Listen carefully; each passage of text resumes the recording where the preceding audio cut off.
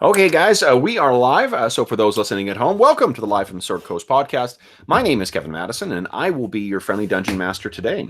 Today, we are playing session 5 of our ongoing campaign, playing Paizo's very cool science fantasy role-playing game, Starfinder, playing through, the Against the Aeon Throne Adventure Path. And with me this morning, or this afternoon, or this evening, wherever you may find yourself, are the stars of the Against the Aeon Throne campaign. I'll go from left to right. Unfortunately, I have managed to screw up and make everyone's camera not working right now. Oh, you know what? Let me check one thing. There is, let's see here, see from others, video. I'm trying to refresh. With me are, starting from the left, first up is Mo. Hi, I'm Morris from the UK. I'm playing Kat, who is a operative. Which is a sort of a jack of all trades, but it's a bit more like the super sneaky spy type rather than the in-your-face fighter or a wizard. Nice. Next up is Ingolf. Yeah, hi. My name is Ingolf. I'm playing Wodan, who is the captain of this ship by chance, and also a Vesk soldier. Nice. Next up is Brent.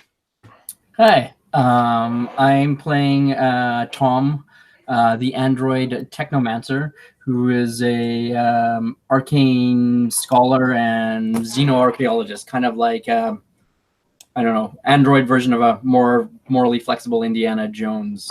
Belloc, you're Belloc.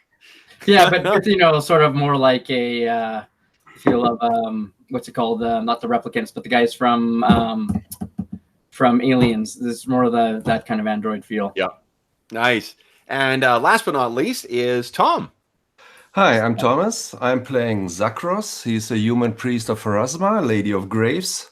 He's an undercover smuggler, and he comes from the lower parts of Absalom Station. He's a mystic healer when I try to keep my friends alive and my enemies dead. Nice. Okay, so last when we left off last session, there was some stuff that was happening in fiction, but you guys also managed to hit level 2. So why don't we talk about what has changed on your character sheets since hitting level 2? So we'll go maybe in the same order again. Morris, what's changed about JT? Well, at sort of second level, JT's a bit more agile now, and he can effectively evade, which is the classic rogue type ability from many other role-playing systems. He's also got a bit better at various weapon things, and obviously he's improved a lot of his skills, and in fact he's started to learn this strange language we've picked up on the radio. In game terms, I assume I'm learning it over the next level. Nice. So you took a level in culture? Yeah. Okay, cool. Yeah, that's great. So I was going to assume that I'm picking this up over time, so I won't be totally fluent to start with. Sure. Well, we can say that your character's been doing that up until now as well. Yeah. Knowing that there could have been a flashback where knowing that the rest of the crew there's at least 2 members of the crew have a particular interest in the Aslanti Empire. You've maybe been boning up on it in the interim. Okay, cool. Now, what about Vuldan? What is Vuldan? How has he changed by hitting level 2? Yeah, well, so all this concealment stuff from the last time made him rethink how he acts with concealment. That means I have now the combat feat blind fighting. Oh, cool. Okay. Yeah. And then, well, he grew a little bit more tough, it's supposedly, and learned how to use acrobatics for some strange reasons. Maybe it's wise to, at some point, evade stuff with it. I don't know. Picking up on the, I guess, the Hobgar's brachiation, the climbing through the trees with their arms. Cool. Now, what about Tom? Brent, how's Tom changed? Tom has added the archetype Arcane Sage, so he is a bit more familiar and has an idea of how to take a look at magical rare technology. So he's really good and improved his ability to decipher hybrid and magic items. He's picked up a few new spells, including Daze, Identify, and Supercharge Weapon. Ooh, interesting. Which he might be able to share with others if we time it right. Excellent. And what about Zakros? How has Zakros changed by hitting level 2? He got some more powers and new spells. So I got a power, it's called Channel Skill. So Pharasma helps me with my what is it? Mysticism skill and medicine skill. That's better. And I've got a new spell, first level. It's a Wisp Ally. Is that Ally? Ally? A-L-L-Y. Ally, yeah. Yeah, okay, and, cool. I summon a little light, and that distracts enemies. So interesting. Okay. And I can... Then I have a power, it's called Mind Link. So I touch somebody, and it's in an instance, I can send as much information as I would have talked to him for 10 minutes. Oh, cool. Nice. That's an interesting one. Okay. Yeah. Excellent. All right. So, in the fiction where we last left our heroes was traveling. You had, I think this was daytime, right? Because you had, you were still pushing through in the night. So this is evening in Nacondas. Is that right? Or did you guys camp for the night and then you kind of start up again the next day? I think we were just pushing through, if I remember. Right. Yeah, Yes. I think we took a 10-minute rest and then we decided to keep going. Okay. Okay. And that's when this character who looks like this came tumbling down the hill, clearly being like running at full tilt from the way he's sweating and panting. And the last thing he had said is "they're coming," I believe. So let's start off the way all good sessions should start, and everyone click on their token and kindly roll initiative. I need to grab some tokens here. Okay. Oh, wrong thing. Oh, which one am I looking at here? Oh, okay, here we go.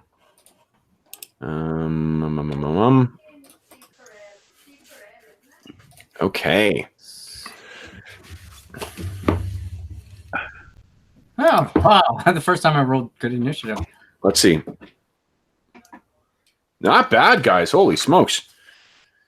Okay, let's see what... Oh, and I know you guys are going to be thrilled to hear that I have my critical fumble deck now. So I am ready.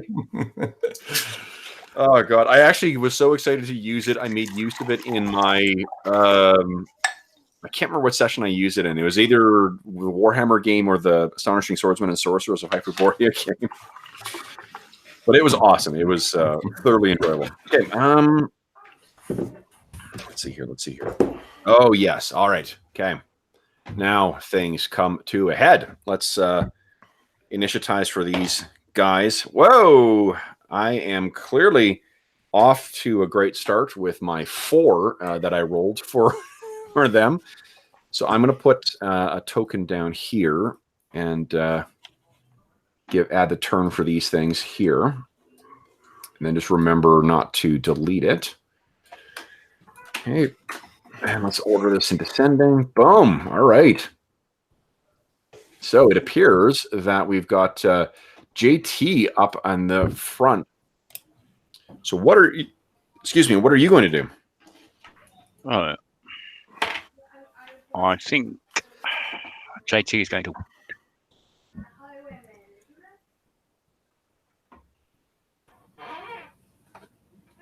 Oh, did we... 5, 10, 15...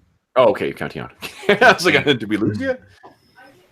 30. He's going to sort of take cover in the underbrush there, so he's effectively, I suppose, in partial cover there, and sort of get the gun out and wait to see what happens. Okay, sounds good. Next up, he'll call out who's coming in common towards that guy. Okay. Okay. Then, I'll give him a turn as well too. Let's see where he's acting. Add a turn. 3. Good lord. So he's acting after the whatever is pursuing him. Okay, Well, so Tom, what do you got? he stumbled out of a brush and probably fell. Yeah, that's the thing. He Fell. kind of came out and fell down and rolled down an incline of about that's maybe like 6 or 7 feet up. So he's on the ground in that kind of mud that you guys have been traveling through. Okay, so the banks are sort of steep. If I moved here, it's not really. Yeah, it's not He doesn't look like he's one of the Aslanti soldiers that we've definitely seen. not. In the two of the signature things that you have noticed about the Aslanti guards that you've seen so far is that coppery skin and then those glowing eyes. This guy has neither of those things. This guy has, honestly, in the film version of this, I'm seeing this guy being played by a young Steve Buscemi. Okay, so I will point my pistol at him and tell him to identify himself, and I will. You know what? I'll hold my action for if he like moves to attack. Okay. Then next up is Vuldan. Really? Yeah. Okay. So I think I will just move past him. So can I climb up to here so I can see what's going on? Yeah. Yeah. You know what? Let me do. How am I gonna do this? How am I gonna do this? Oh, I know. This may screw this up, but let's let's find out. We'll all learn together. Okay, so I'm gonna add. Let's do this. See what happens. Boom. Hey, it didn't screw anything up. Nice. Pretty good. So copy. Zoop, paste. Boom. There we go. It's not quite. It's not quite right, but I wonder. Hold on, I'm gonna try something. Yeah, I think you've more or less got it there. Yeah, let me try. Oh, they're not quite lining up. No, that's but I think if I come on, you fucking thing, work with me. God dang, come on. No, just move it down one square and it fits. Well, I think it's not quite. Boom. If I do this. Yep. Oh yeah. Oh. Not bad, eh? Yeah. Perfect. Not my first time to this rodeo. Okay. Let me get back to the objects and tokens. Okay, cool. So you're able to get up there. This gives us lots more room. Awesome. I love Roll20. Okay, so I just pretend I don't see this. Oh, you know what? I just realized I have to cut and paste the same. There we go. Copy. All right. So hold on. You get up there and you what is the distance? Do you have, first off, do you have dark vision? I have low light vision, so there is a second circle around, so I can see up to here. There. Okay, so I think you can. You know what? You're gonna see. Oh, let me change something here. Boom. Copy. Okay, here we go. Boom. Boom. Boom. All right. So you can hear the sound of like someone in armor, in like modern armor that's running, that's just out of, you can see sort of the rustling in the bushes as if someone's about to come bursting through. Okay. Yeah, so let's wait for them. Okay. Now, did you want to do what the other guys did and prepare an action? Yeah, well, if I could prepare to shoot at someone who enters my sight, then yeah, I would do that. Okay. All right. So then next up is Zakros. What are you doing? I can't see anything, so I move a bit. Ah, yeah, now I can see the guy. I go really close to him, and I ask him, "Who is coming?" Okay. So you guys are all screaming at him, and he's still trying to catch his kind of his breath. Then next up is them, but I will say, I will let him sputter out, "The Aslanti!" And then it's their turn. Okay, so Vuldan, tell me when you can see what's moving up here. Yes, now. Okay, so let me see something here. Oh, pretty awesome. Okay, so yeah, so there is yet another one of these cadets, and I'll show you. So that's what the women kind of look like, and this is what the men look like. So So men, ladies, men, ladies, men, ladies. How irritating is the show to players feature? Okay, so at least one of them has come running out, and they're running along with that same kind of battle rifle that the other ones that you had faced were carrying. They've got the knife over their back. They've got the full armor with the kind of glowing bits on it, and this one seems pretty intent on pursuing. What I'm going to do is see if I'm going to roll for surprise for them, only because I think that I'm not sure how they're going to react to seeing this giant Vesk warrior in here. They're not surprised. Okay, so that is now you have prepared an action. So did you want to try and shoot at them, or did you want to do something? Okay, so please go ahead and take your shot.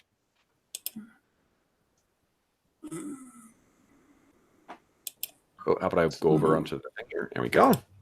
Nice. All right. I think that was a miss.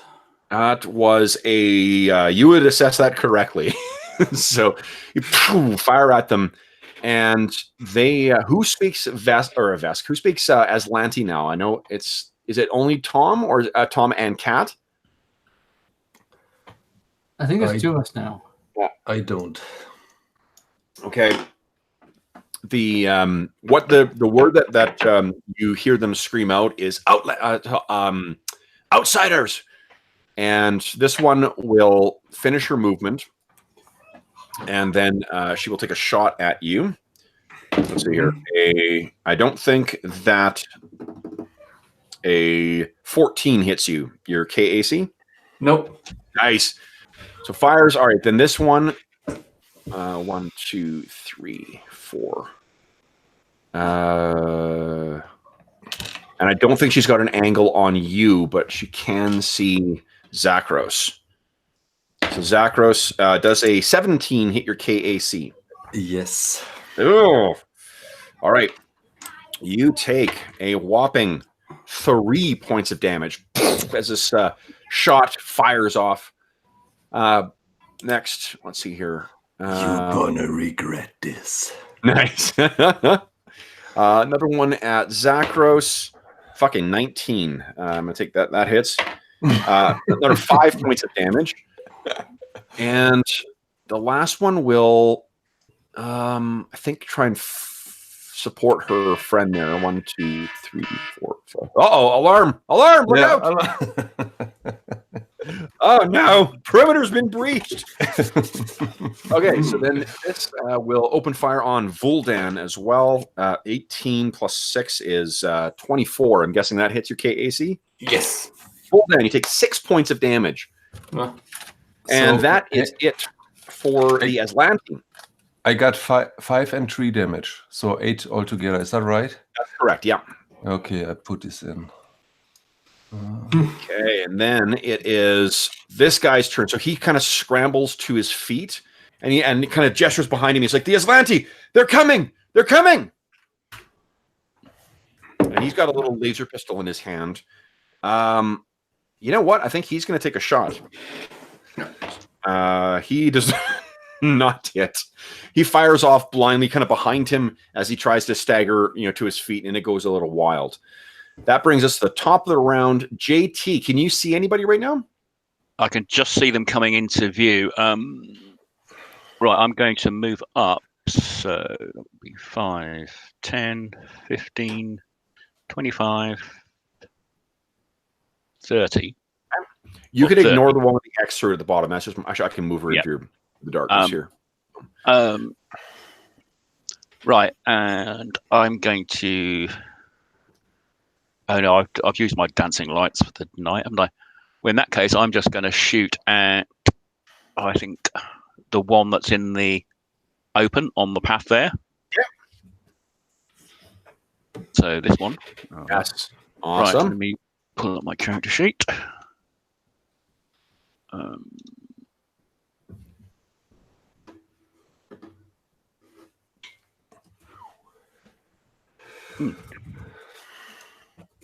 Dead center, but not quite penetrating that much. Oh, nice shot. Okay, however, you did give them pause. Was it the one on the top or the one on the bottom you were trying to hit? Actually, the one sort of second up from the bottom. Second. Okay, that Actually, right there. that one's probably got sort of less cover than the one Definitely, at the bottom. yeah. No, they were trying to flank one. They were completely unaware of where you were, so they've left themselves completely in the open. Awesome. Okay, so that shot does hit, but it sort of ricochets off the their armor. Okay, next up is Tom. All right. So the bank is super high that I can't like grab cover. Yeah, you can picture that this sort of the path sort of goes through. This would have been some like in springtime. This would have been like a runoff area. Okay. Let me see if I move here. 5, 10. All right. And you've got, as an android, you've got low light vision as well, or dark vision. So I can see. So the one who's in the open there, I am going to take a shot at him as well. Go ahead. All right, let's go to 10. Here comes big money. Big number. Roll good. And roll good. Oh, come on. Okay, let me try that again. Did I do something? Did the thing prompt Brent for full attack or not? Oh, yes. And because I'm covering it with my character sheet, I didn't know that. And I'm like, what the hell's going on? Okay.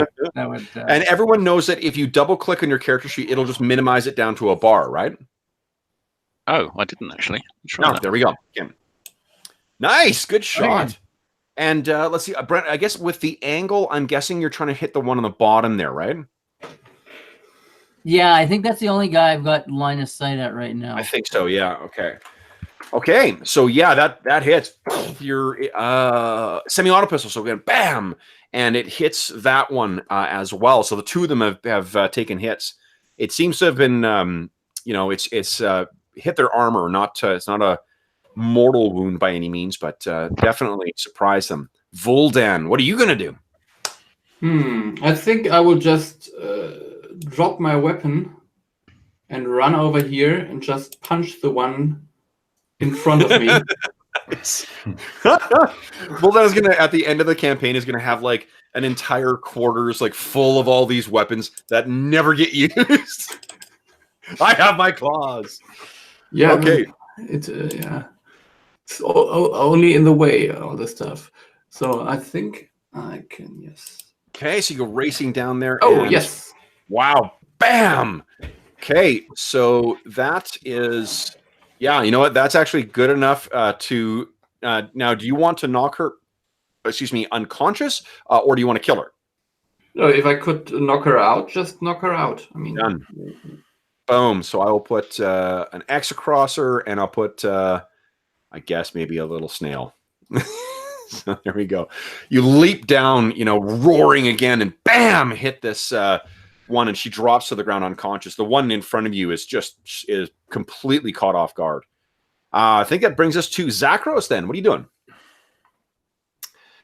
I'm moving down to JT, or behind JT, and I can't see the enemies, so I just wait until they're somebody gets hit, so I can heal them, or I go full defense. Yeah. Full defense, okay? Yeah. You're hiding behind the drow. Good call. Yeah. Holding him up. All right. That means we go to now the Aslanti. All right. The Aslanti say something again in, and it's this one. It should be this one here who's, we'll say the one right in the middle here. That's the one who's leading. Says something over the comms to that in Aslanti that Kat and Tom here to be fall back, position Delta. And the one there will take a step first away from, or whatever it's called, a guarded step, I guess, in Pathfinder or Starfinder. And then we'll 1, 2, 3, 4. 4 is all she can go. So falls back a bit, does not fire. This one will go 1, 2, 3. Yeah.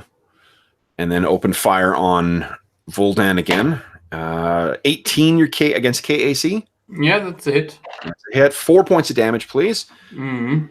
Okay, and then this one will do the same. 2, 3, 4. Yeah, I'll put her right here. I'm going to give you cover for this one. She's not able to get a really clear angle. So your KAC will be cover gives what, +4 or plus, I think +2 for partial, right? Mm-hmm. Yeah. Yeah. Okay, so +2 for it. Does a 19 with the partial cover? No, it hits. Yes, it was. It does hit. Okay, shit. Yeah. Okay. 3 points of damage again. Well. Okay, so they're firing away and in their fighting withdrawal. Then it's this other guy's turn, and he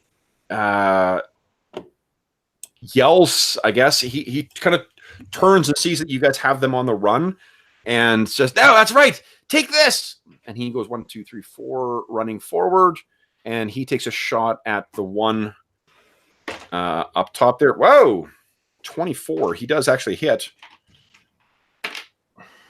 Okay, so he zorches this. He's carrying a laser pistol. He managed to connect with one of those withdrawing Aslanti guards, notwithstanding that they've got some cover. That's it for him. JT, what are you doing?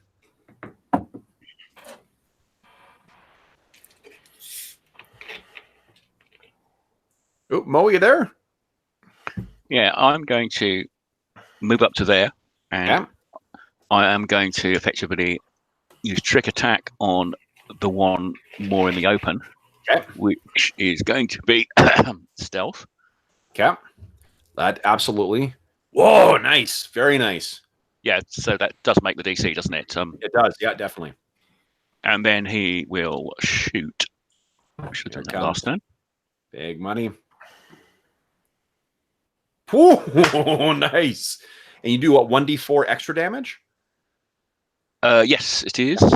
Let me. Where is the? I think your sneak attack. If you click on your, or not sneak attack, your whatever it's called ability. If you click on that, I think we set it up so that it'll auto roll for you.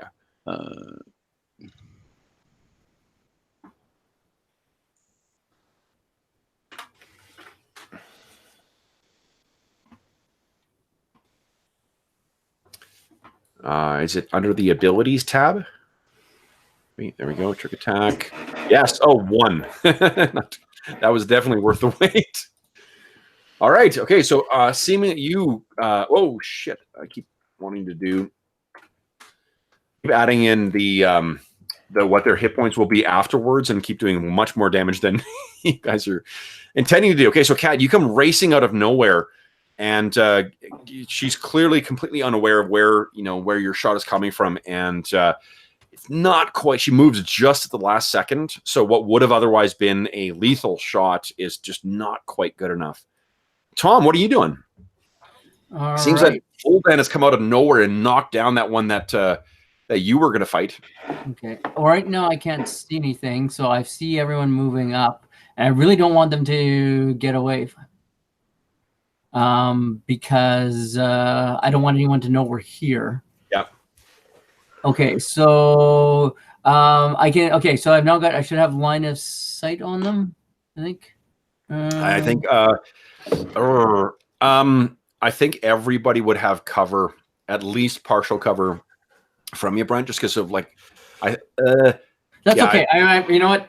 Because I still have that one magic missile left, and I don't want them to get away. As I go through the bush, can I see if can I notice if either of them are injured already? Yeah, there's every one of them has some hit on them. If you could take the one to the bottom, that would be nice. One to the bottom. Yeah, the bottom one. I don't know if you can see. Yep. Like Yes. That one I can't see. Shit. Yeah. Wait, hang on. Maybe it's just me. Oh no, I can. They're in my. Okay. It helps if I scroll the screen and then it helps with the vision. Okay, so I'll fire at the bottom with magic missile. So then you're taking what, one action? Yeah, so it'll be the 2d4 version. Okay, so let's see what happens.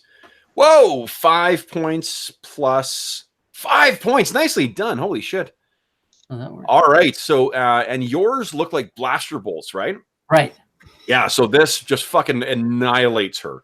You gesture out, your junk armor is all on there. You say your whatever arcane technical words, and pow, and these blasts go out and knock her clear off her feet, leaving these two smoking holes in her armor.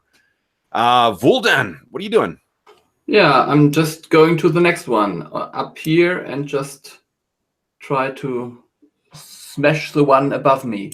Okay, so racing along. Now, hold on, I did save it from last time, so I've got my Vuldan roar ready to go here.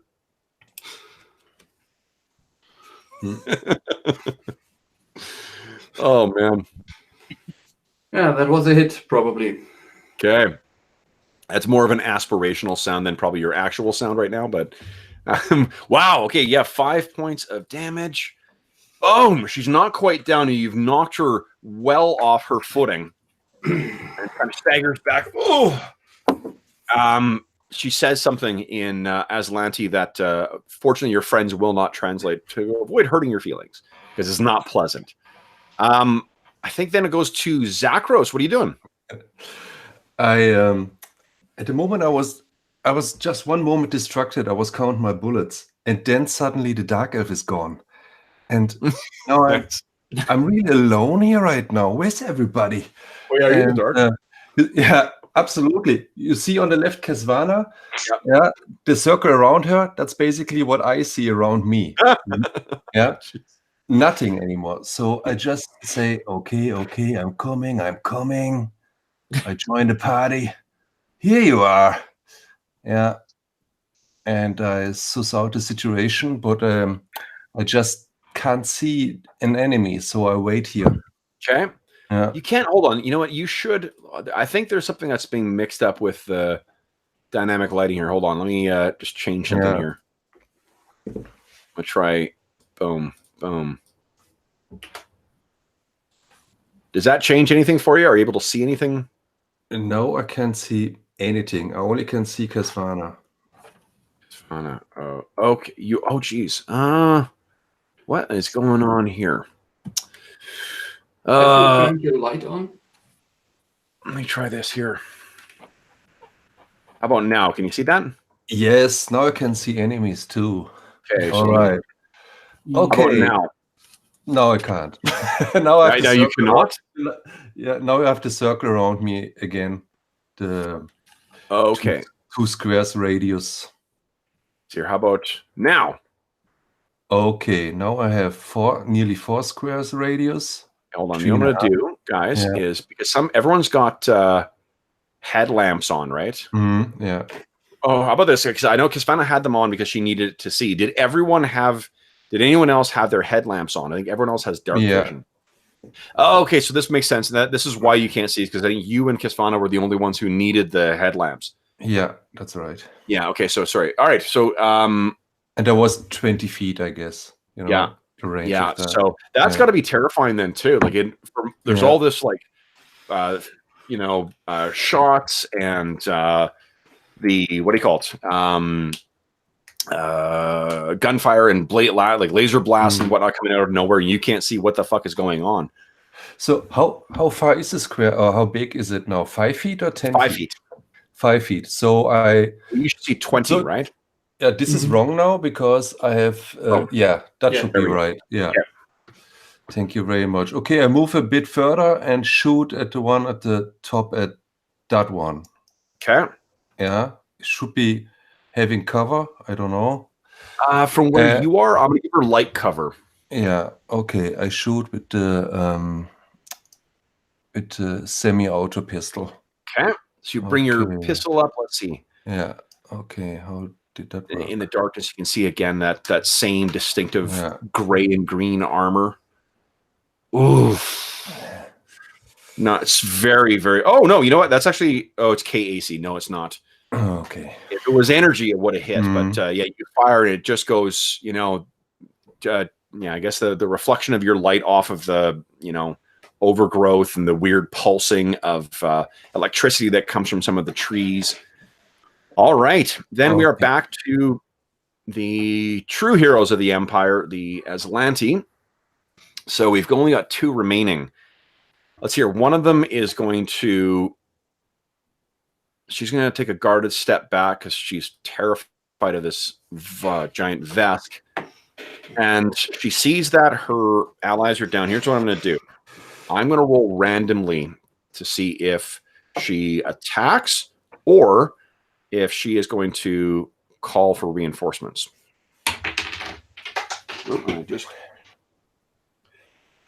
Uh-oh.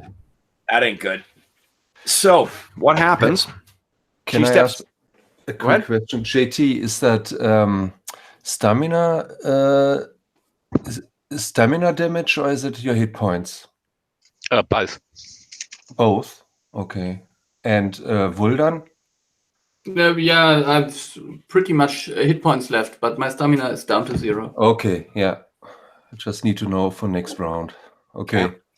So the she stands back and her hand kind of goes up and she says something in Aslanti. And remind me, guys, I don't think, did you have the comms open? We were I know. listening. You were Yeah. listening in. We were listening on their waveband just to see if we heard anything. Okay, we've been ambushed. 5 targets. That's what goes out over the whatever, and it calls out some kind of grid formation, like grid location as well too. This other one will step straight back, and then she will open fire on the giant lizard guy. Oops, come on, Jack dice. Fucking 19 again. 25. It was a hit, I imagine. Yeah. 4 points of damage. So bam, Oh. fires at you, hits you again. Then it is your new friend's thing. He pushes past, goes running towards and up to next to Voldan, and he's firing at that one that shot you, Voldan. That's a hit, and he does. Come here, you. More damage to her. Oop, how about I scroll up so I can actually see it? Boom. All right. And then we're top of the round again. JT, what you doing? Yeah, seeing the humans come up, I say sorry, and I'm going to pop at will the dancing lights. It's at will. It's not a cantrip, so I can do it as many times as I like. So I'm going to put them roughly. Here, what I'll do is How do I? here's what I'm gonna do. I'm gonna give you a token for it. Yeah. Because I can then add a light feature on it. Oh, cool. I think there's 4, but we'll just do 1 for the time being. I'll need to look up the writing. Yeah, I think it's 4. There we go. This will work. Okay, so it's 4 of them. Can you see that on there, the purple thing? Yeah. Okay, I'm trying to be thematic here. Okay, so hold on. Let me just set controlled by. Where are you, GT? Save changes. Let me. Oh, and then how much light does it give off? 10-foot radius. 10-foot radius. Okay. Yeah, so effectively it's that. Okay. So then 1, 2, 3, 4. Go ahead and place those. Okay, so 1 there. And sort of 1 behind me. Okay. All right. That's at will, so effectively I'm then going to move up to behind Zakros. I'll kneel down and shoot round the side of him. No, because at will just means you as how frequently you can use right. it. Right. So, So standard action then. yeah. Okay. Well, in that case, I can shoot from there. Well, no, you use your standard action to cast dancing lights. All right. Okay, Right. I'll do that then, and You can still move. I'll still move. Well, I'll move up and sort of take cover behind Voldan, and in case he goes down, because he's looking a bit shot, and I've got my hand ready to pull out a ampule of healing. Okay, sounds good. All right, then next up is Tom. What are you doing? Okay, I'm going to move up here. And the guy who's the furthest away from me, I'm going to cast Daze at to hopefully stop people from shooting or communicating. Absolutely. Now go ahead and click on days. Let's see what I got to do. Nice. Okay. DC 14 save. Oh, let's see here. Humanoids of CR 4 or higher are not affected. That is not these clowns. That's good. Yeah. What kind of save is it, though? It is a will save, I believe. Let me... Yeah, that sort of makes sense from the... yeah, will negates. Will negates. Okay. So let's see here. Will save against a 14. Which one were you targeting, Brent? The one on the right or the left? This one here. Oh, come on. Why am I not... the one on the right. If you just hold down, left click on your... Oh, yeah. There we go. On your mouse, yeah. So is that the one? Sorry, I didn't... Yes. Okay, yeah. So then what does it look like as you cast Daze? How does it manifest? You know what? I've been thinking about this, and I was thinking about how you have the runes and Iron Kingdoms, and that almost so sort of like technoglyphs flare up around Tom's hands, and then more glyphs flare up around the guy's head. Maybe spin around his head. Yeah, I like that. Okay, so these sort of like technological symbols kind of appear, and you can see that those same symbols appear in her eyes, and she is dazed. Yeah, so unable to take actions. Wow. And it's kind of like blinking and trying to shake her head to free herself of that enchantment. Okay, cool. You can move as well if you want. I did to move up to where I am. Yep, you're done. Then Vuldan, what are you doing? Yeah, I'm just attacking the one to the left of me, I suppose. Okay. Go ahead. Yeah. Oh, wait a minute. I just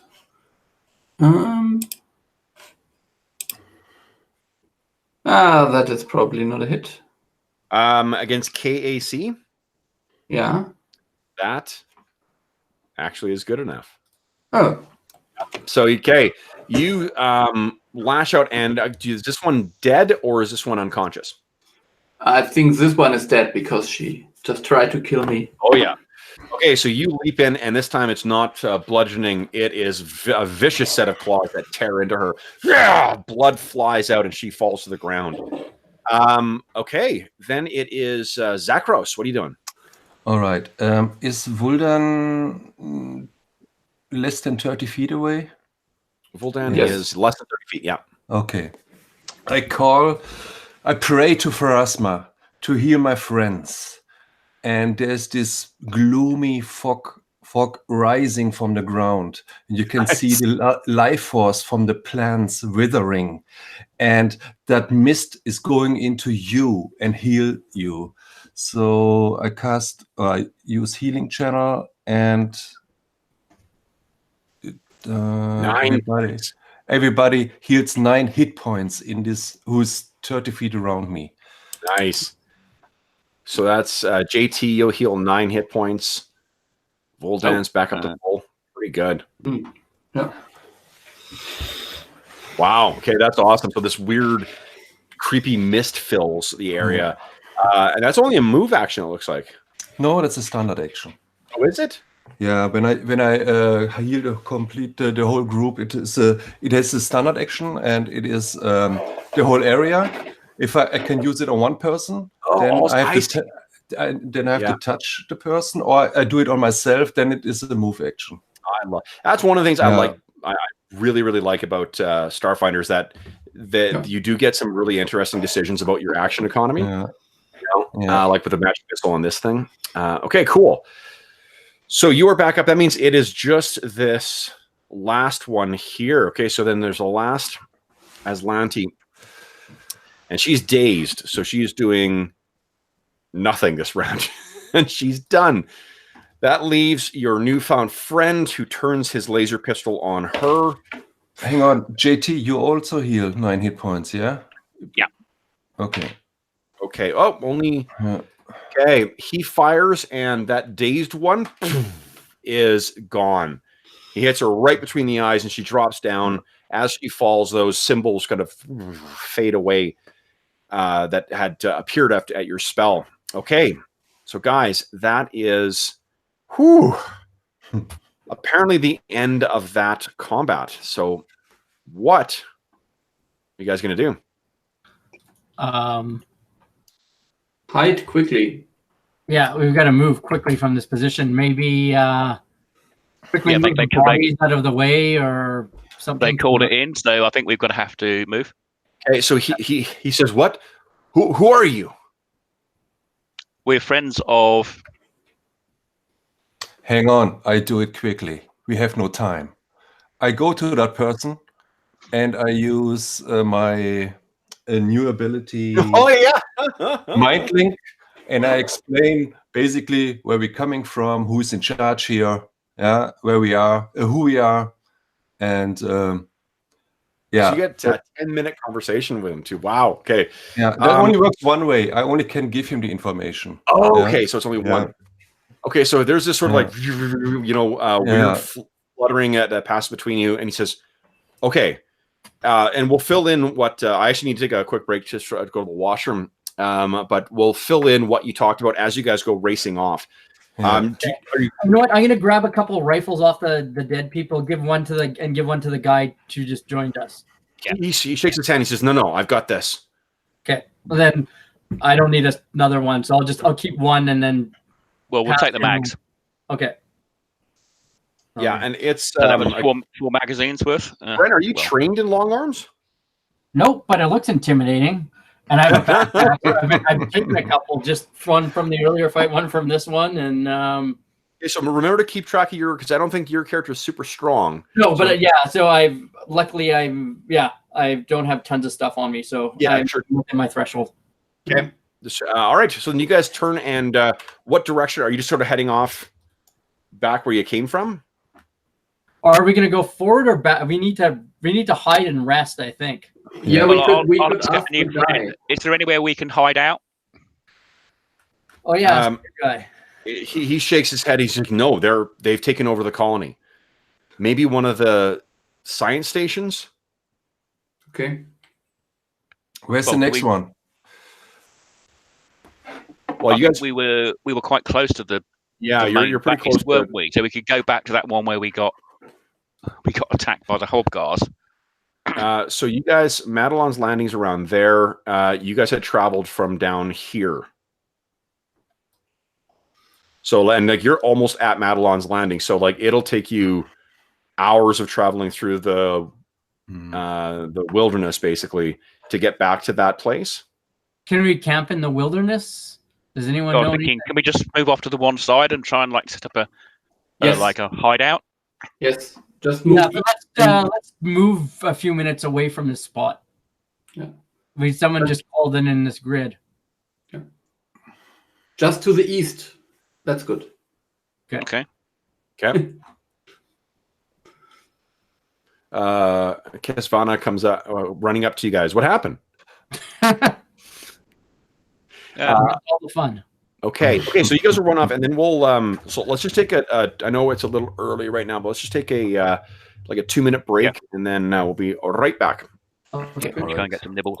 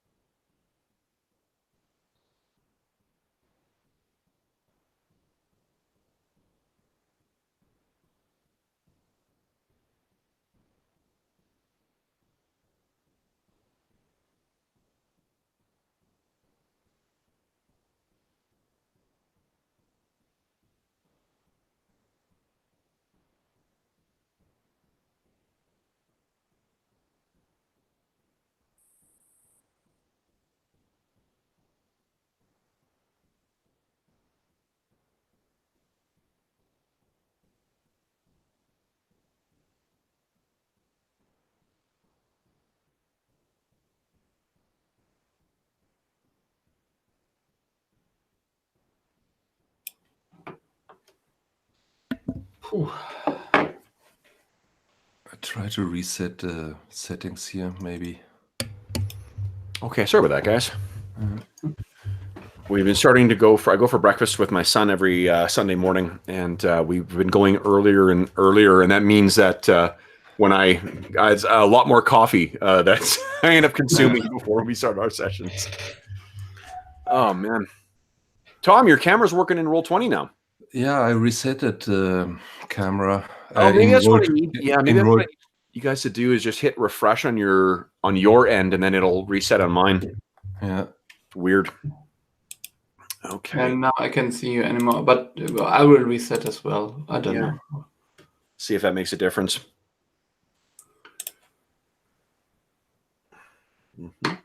Oh well. Yeah, but I can only see you now. It's Tom may load in a moment. Tom, can you see Ingolf? Do you mean me or? So yeah, you. Okay. No, I can only see you. I can see Ingolf in the other window, the Google Hangouts window. Yeah, maybe hit refresh on yours, Thomas, and let's see if that Again. Okay. It's progressively everyone refreshing over and over again. yeah. So actually, Roll20 said something in the updates that they fixed their stun server, which is needed for this connection to happen. Okay. But I don't think they're fixing. It's really inconsistent. I find it's really inconsistent on the different games too. Like there are some games where the cameras always work and I never have any issues with it, and there's games like this where I'm missing it for half the session. And like Pathfinder yesterday worked perfectly fine, and then this today is once again a pain in the butt. I think it has to do with the load on the server. So it's not question. It's a question when you play. Yeah, could be. Clearly, too many people are playing on Sunday afternoon. Stop playing on Sunday afternoon, people. We're trying to have a game here. Oh, jeez. All right. So I was waiting on Brent. I'm back. Oh, you're back. Brent, would you hit refresh on your Roll20 game? Yeah, sure. We're seeing if we can get cameras working again in Roll20. Okay. Huh. Why is it not?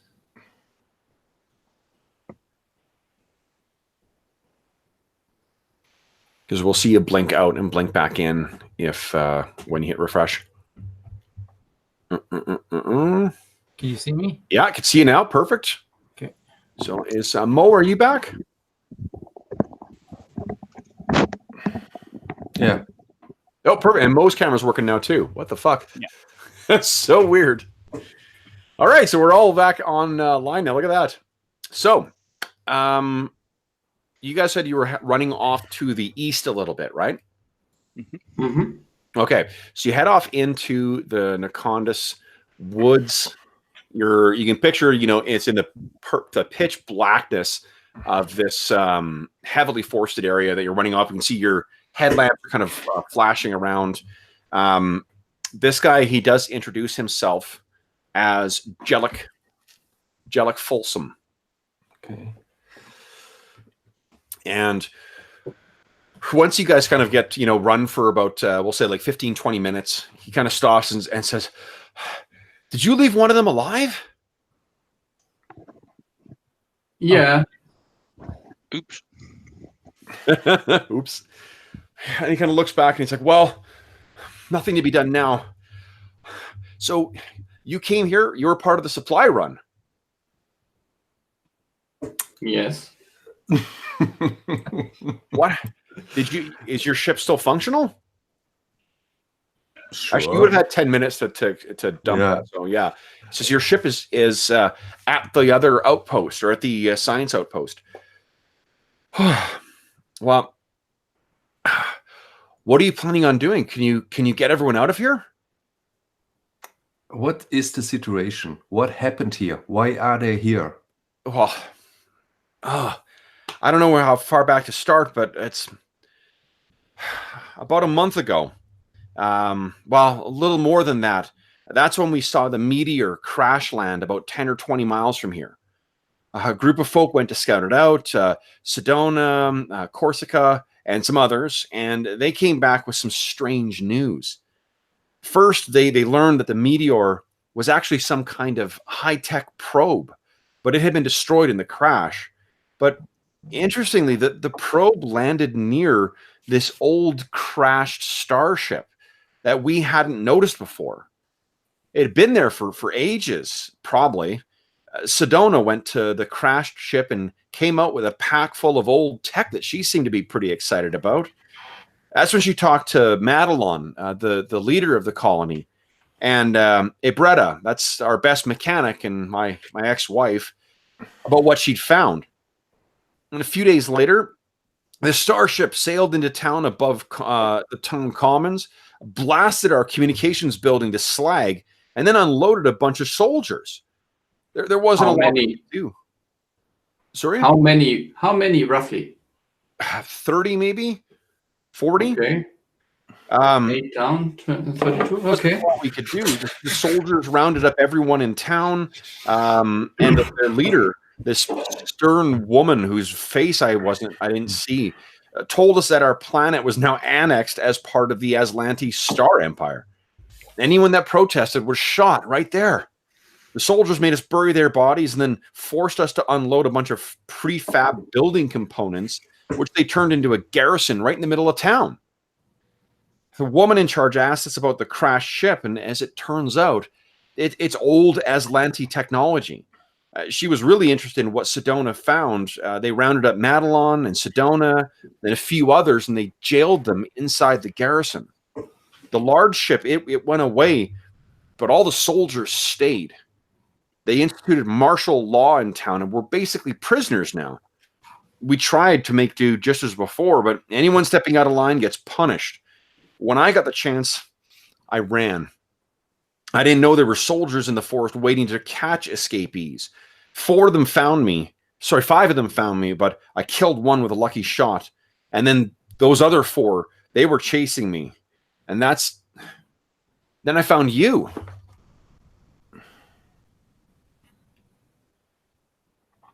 Where were you heading? Were you going to Madelon's Landing? That was where we were heading. We couldn't figure out we wanted to figure out what was going on. When we got into orbit, we were attacked by drones, and that must be why no one else has come. And our scanners have been blocked. We didn't know what was happening, so we landed further enough. We detected some ordnance on the planet. We landed far enough away to keep out of their range, and we were heading there on foot until we were ambushed by a patrol of Aslanti. That's how we figured out they were here. So they've... Just go on. Oh, they've...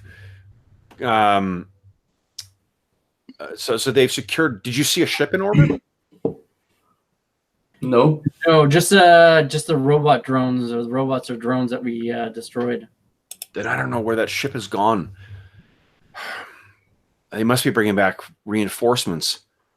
Yeah. Do you have a functioning starship here? No.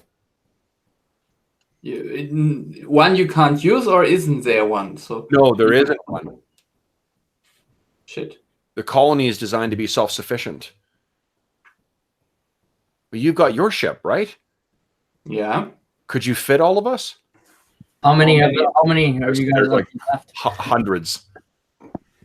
Oh. Yeah. No, we don't have the room for everyone. Our ship is relatively small. So you are hundreds of people, and there are about 40 soldiers. Well, we should win this fight. We're not soldiers. We're hold on, I'm gonna get the specific number for 108. Of course you aren't. 108. But he is. There's a low growl, I guess, that comes from Vuldan's throat. So he says, "Well, you're soldiers. Are you? Did someone send you?" No, we just were bringing stuff for Sedona. Well, then what's your plan then? First, we need to rest, and Rest. then we check the situation. Well, we And can't- I think we'll just free the planet. I think that sounds like a worthwhile battle. So Such a Voltan thing to say. Like, well, let's do yeah, Maybe we can get that ancient ship working. I'd be really Oh. interested to see that ancient ship. Yeah, the ancient. Well, the ship is far to the northwest, but if you need to rest, you should meet with Abrietta. where can we? Who is she, and where can we find her? Sorry, Abretta. Abretta's back in town. It's my ex-wife, but we've been trying to organize a resistance to try and drive them out. If that ship's been gone, or the ship isn't coming back, we may be able to surprise them when they come. But there's just so many of them. We should get back into town. yeah. All right. Is there Let's a go way then. of getting to wherever Abretta is without being seen by the big? I mean, we overflew it, and we saw there were some big guns on a building in the middle of the town. Oh, but the guns, they're pointed up. They those are set up to deal with starships that would try and land. Anyone to set up a defense. They're not pointed down. We could get out. Oh, and there's... so I'm trying to find the character's name here. Can we get out a pad and a data pad and get him to like sketch out the layout? So he's suggesting where we go, so we can see. Sure. So he, you've got... I'm assuming you guys would have had the pad go with the map of Madelon's Landing. So let's take a look at that here. Okay, so this is what Madelon's Landing is like. So yeah. But I can take a resolve point now and heal my stamina points probably. Yes, you guys would definitely... Are we having a 10-minute break? So yes, we're Yeah. all back. Well, one plan does come to mind. If we could get in and rest for a bit and figure out how to take out or disable that gun emplacement, then we would have the only spaceship around, and then we could come in with our ship guns Yes. and deal with the garrison. Yeah. To access the guns, you'd have to get into the garrison, and the garrison is their most defended point. And he sort of gestures to the map, and right here in the middle of the town common, that's where they set themselves up. Can their computer system be the garrison's computer system be accessed remotely from anywhere else in town? We haven't been able to, no. Okay. So where is this? Where is the building that we'd find safety? That is in Abrietta's shop, right at the top here. Hmm. Do you think it'd be possible to? Looks like it's near the jungle to. Yeah, I'm Enter thinking we undetected? sneak in from the top, as it were. Yeah. We should be able to. There's a fence that gives off a low sonic figure or low sonic vibration, but we should be able to climb it. That's more to keep the hobgars away. Ah, We've met them. Oh, there's worse than hobgars out in this jungle. we've met it. It's Oh. dead. Well, Whatever it was, it's dead. okay. Then why don't we do this? Well, first off, like, is there anything else you want to ask Jellic before you guys try and make your way towards Madelon's Landing? No, if there's nowhere to rest in the jungle, our probably. Well, I mean, you can. You don't have any sleeping bags or anything like that. Yeah. That's No. Well, what I You meant. have a DM who Some really of us are a bit more prepared, but random encounters, so there's that. No, we should go to the shop. That's okay. yeah, if we can hide out in, well, it seems to be quite a large, whatever it is. Yeah, if we can stay undercover, we can then hold up for a day or so just to. Abretta's name there. Okay, so then Yeah, what you find out is basically the Aslanti have been here for about 30 days, give or take. So it's been almost a month of occupation. He talks about like executions and some like people being taken into the garrison and never being seen again, including Madelon himself and Sedona. Mm-hmm. So let's do this. Let's talk about how you guys are going to approach the. I'm going to assume that you guys will all get a benefit of aid from Jellic. So how do you guys foresee like approaching Madelons? Are you just going to try and make a direct line for it, or are you keeping an eye out for patrols, or what? Yeah, I think keeping an eye out for patrols and trying to use our comm systems to listen in for info about patrols. Okay. Yeah, because we set it to it's listen only because we didn't want to broadcast because didn't want to expose our position or actually attract the hog bars because it's electrical transmissions. Okay. So have we heard anything since we ran off and sort of? Yes, there would have been a call back for further information on it for further location, and then there's it doesn't sound like they're actually sending a squad out though. Mm-hmm. Not so they are not trying to help their own people. I think it's more. Yeah, they're not coming out. That's what you know. Well, I guess That means they are so weak they can't afford to move people out. So that is possible. We are safe. We could just, if we meet a patrol, we could just kill it. we're running low on resources. And they could just be being cautious. 2 of their patrols are missing. How many people did we kill the first time around? We already killed 9 of them. So okay. Well, I guess 8 left one guy hanging. Yeah, unconscious. Oops. Okay.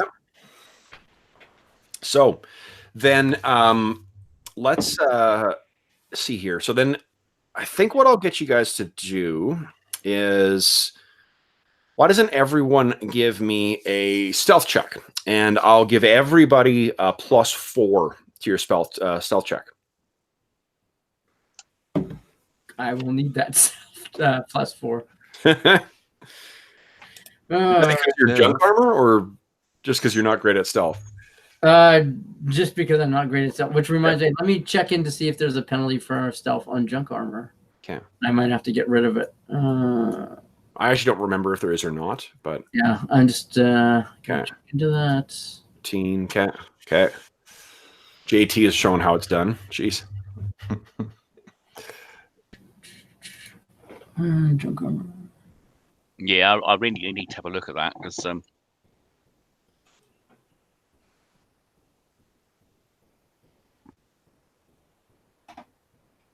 How's it looking, Brent? I don't see any penalty unless Okay, I turn into heavy armor, so I'm okay. Go ahead and give me a stealth check then, please. Let's see. Okay, so third is Tom Ford. Oof. Let me All right, so the 2 spellcasters are making all the noise. So, but we have that. What was it? The Nova point. You do, yes. You each have a go. and this all of them are without the +4. That I'm walking around banging garbage pails. The Okay, let's try that again. Okay. Oh. So, It's a Nova point well spent. Okay. So you guys are getting fairly close to Madelon's Landing.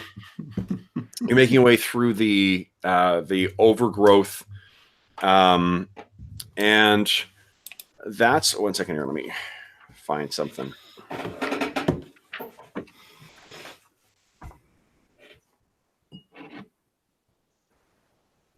Oh, one thing that this is an aside. One thing that drives me bananas with some of these Paizo products is when they just refer you to another book to just find the stats. Like, just put them in the fucking book. They're, especially in Starfinder, they're so condensed. Like, just put them in there. Don't make me go look it up somewhere else. I get that's how they keep the page count down and keep it reasonable, but Anyway, give me 1 sec here, guys. I need to reference something else. I don't have the stats for a dragon at hand right now.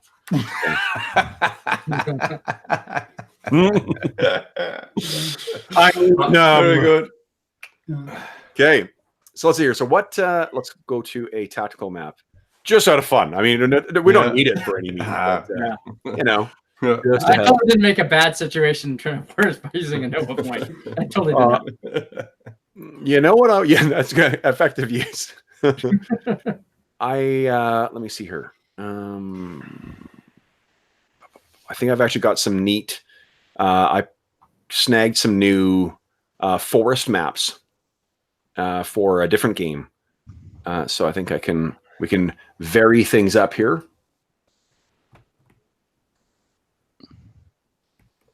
Let's see here. So be nice to the dragon. Yeah. Might not harm us. Yeah, I mean, dragons are just basically big vesks. Or Totally. I hope their intellect is the same. You mean they are as clever as I? Yeah. So Yeah. All right, let me set the let's see here. Dynamic lighting. All right. You know, I this is where again I really do like playing digitally because it's easy to respond for circumstances like this pretty quickly. Okay. Let's grab everybody. Snap you down. And here. Okay.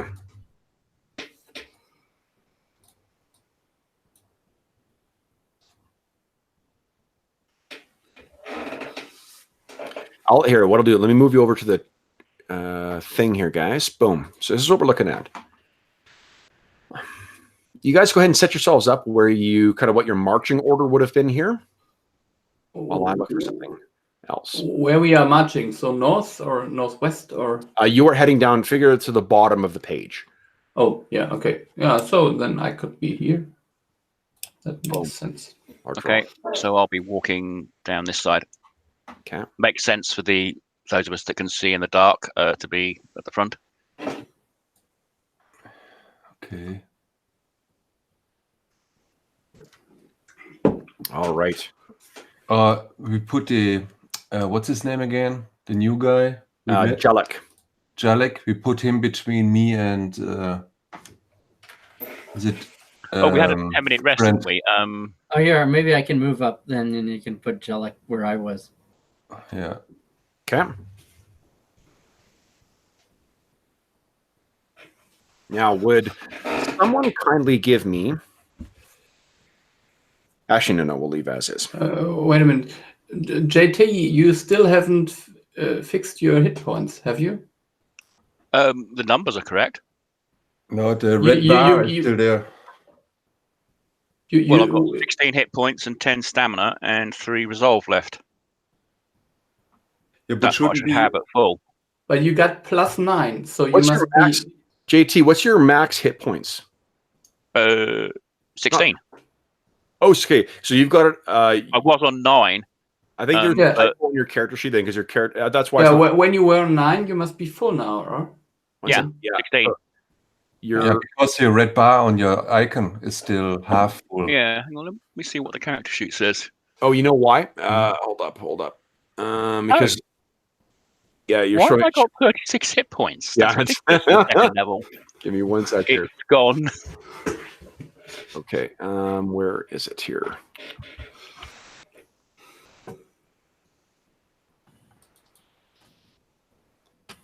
Where is it here?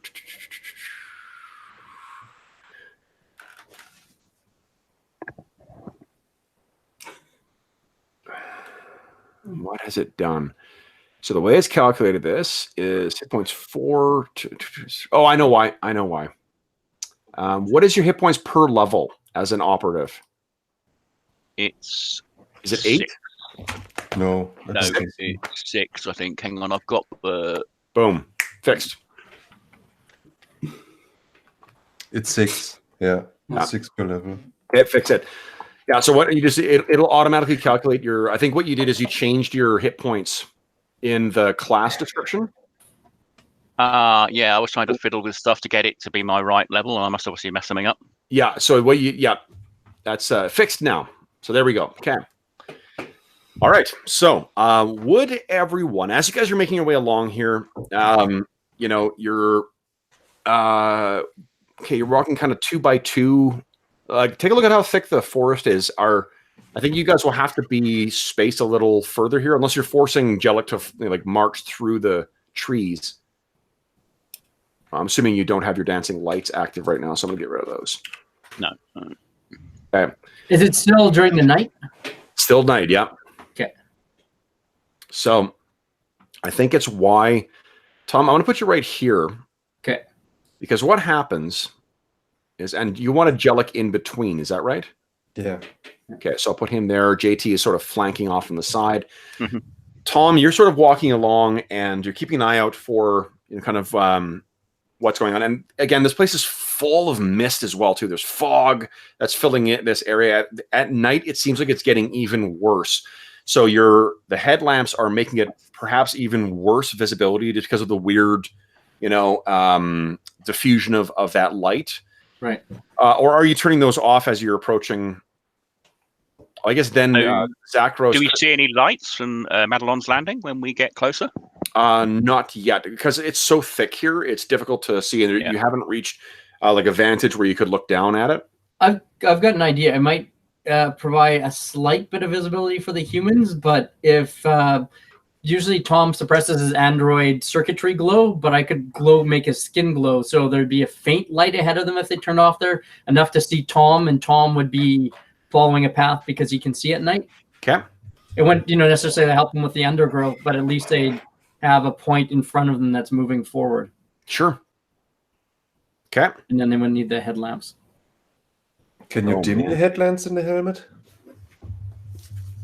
I think everyone has the headlamps. So I'm asking whether you guys have them active or not. No, could you dim the headlights?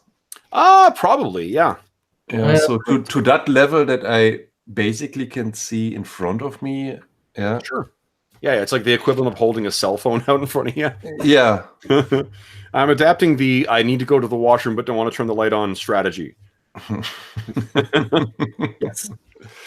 Okay, I need to quickly look at how one thing works because I don't want to unfairly kill you guys. I want to definitely kill us. Yeah, exactly. I want to be by the rules. Damn it. Let's see. Okay. Well, I do have my backup characters developed. Oh, Brent, what do you call it? Sir Albus is making a reappearance in the final 2 episodes of Barrow Maze. Nice. Yes, my backup. He might have a message for Dave if he shows up. What's that? He might want to talk to Dave about how he met his demise if Dave shows up for the last couple of sessions. Sorry, Mo, what were you saying? Well, it was either going to be his cat's ex or possibly a bear that lives in the woods. Sort of a hermit type figure. If you play a space bear in this, an uplifted space bear, I cannot tell you how happy that would make me. That would be awesome too. It just happened to be living in the woods. Yeah, like, what's all this noise? That's hilarious. Okay, well, it's also a reference to Cordwainer Smith. If you've ever read, there's a story where one of the characters is described as the medium-sized bear that lives in the woods. Oh, okay, no, I don't. It's a German medium-sized bear, so it's quite literal. Okay, so what happens is, Tom, you're kind of walking along. You've got that soft glow, and I think you miss your footing, and you stumble, and basically the loudest possible way you fall against that rock is how you come down. So imagine like having like a shopping cart full of scrap and then suddenly knocking it over. That's kind of the and you could have and scramble to your feet. Would everyone kindly give me a perception check, please? I give you a chance to make a handout for you as well, too. Because everyone loves handouts. That's the only thing I'm good at. Is making handouts? perception checks.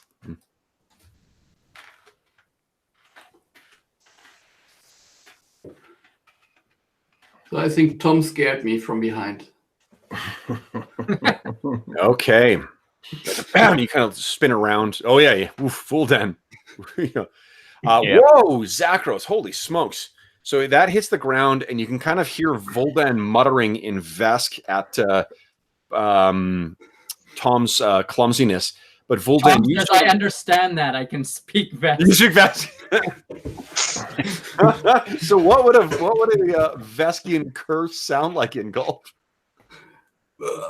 I don't really know. I don't think I would curse. I would just be, what are you doing here? We had a plan. Stick to the plan. Okay, so I didn't fall on purpose. Zakros, you're not focused on that. Because what you can hear is there's like a kind of sound from somewhere above. Oh, Yeah, I just call everybody through the headset. Be quiet. Be quiet. There's something above us. So you, what's the limits of your, of how far you can see? Who? Zakros. I think 5 feet at the moment with the dim lights. Okay, but I could hear it maybe. You know, you could that definitely sound, hear it. There's something in Yeah. something is getting closer, and you know what? Give me a. Are you trained in? Well, no. Just give me an engineering check, please. I can't do that because it's what is it called? You have to be trained in it. No, and I don't. As long as it's a DC 10, you can make the check. Yeah. All right. Yeah, this is a pretty low. This is just a something you might be able to recognize. The sound of a cyber dragon coming down. So. All right. Yeah. There you have it. Whoa, nat 20. Fuck. So not only do you hear it, there are 2 pairs of like hover engines that are above you. Like, and it sounds, picture like about the amount of sound like a handheld leaf blower might do. Yeah. So, kind of, and that suggests that I think with a nat 20 as well, that something has quickly has activated the like overdrive or whatever, and is kind of moving in. Let's roll initiative. Everyone click on your token, then click on your character. We got visitors, friends. And then I'm going to make the... so you are not flat-footed, Zakros. Everybody else is. If it is invisible, I'm not flat-footed. It's well, it's not that it's invisible, it's that you didn't spot it beforehand. Okay. Hold on, what does blind fighting actually say? Basically, I cannot be surprised from things I can't see. Wait a minute, I will just... Let's see here. I want to check the specific. This has been an issue on my Pathfinder game as well too. So let's see what blind fight specifically. So you're unflat-footed against melee attacks. Yeah, against melee attacks. Okay. Yeah, so that's not going to be applicable here. Yeah. Okay. Okay. So all right. Oh, you typed it in. Okay, awesome. Thank you. All right. Has everyone? Let me open up the old initiative tracker here. Okay, everyone is in right now, and I rolled for them. Okay, then I will start with them. You hear again, Zakros. Do you see? You do have a moment to sort of like react if you want to say anything before I'll take my turn. No, I just said enemies must be near. Okay, yeah, I can clearly hear them. Okay, so at that you hear kind of a low sound, the sound of something being expelled, and then let's see here. Grenades! Oh, I'm so happy I get to use grenades. All right, so let's see here. I need JT, would you give me a stealth check, please? Mm-hmm. Or actually, hold on. You did give me one before. Let me just see what you rolled. Oh, you rolled like 21, right? Yeah. Something ridiculous. Yeah.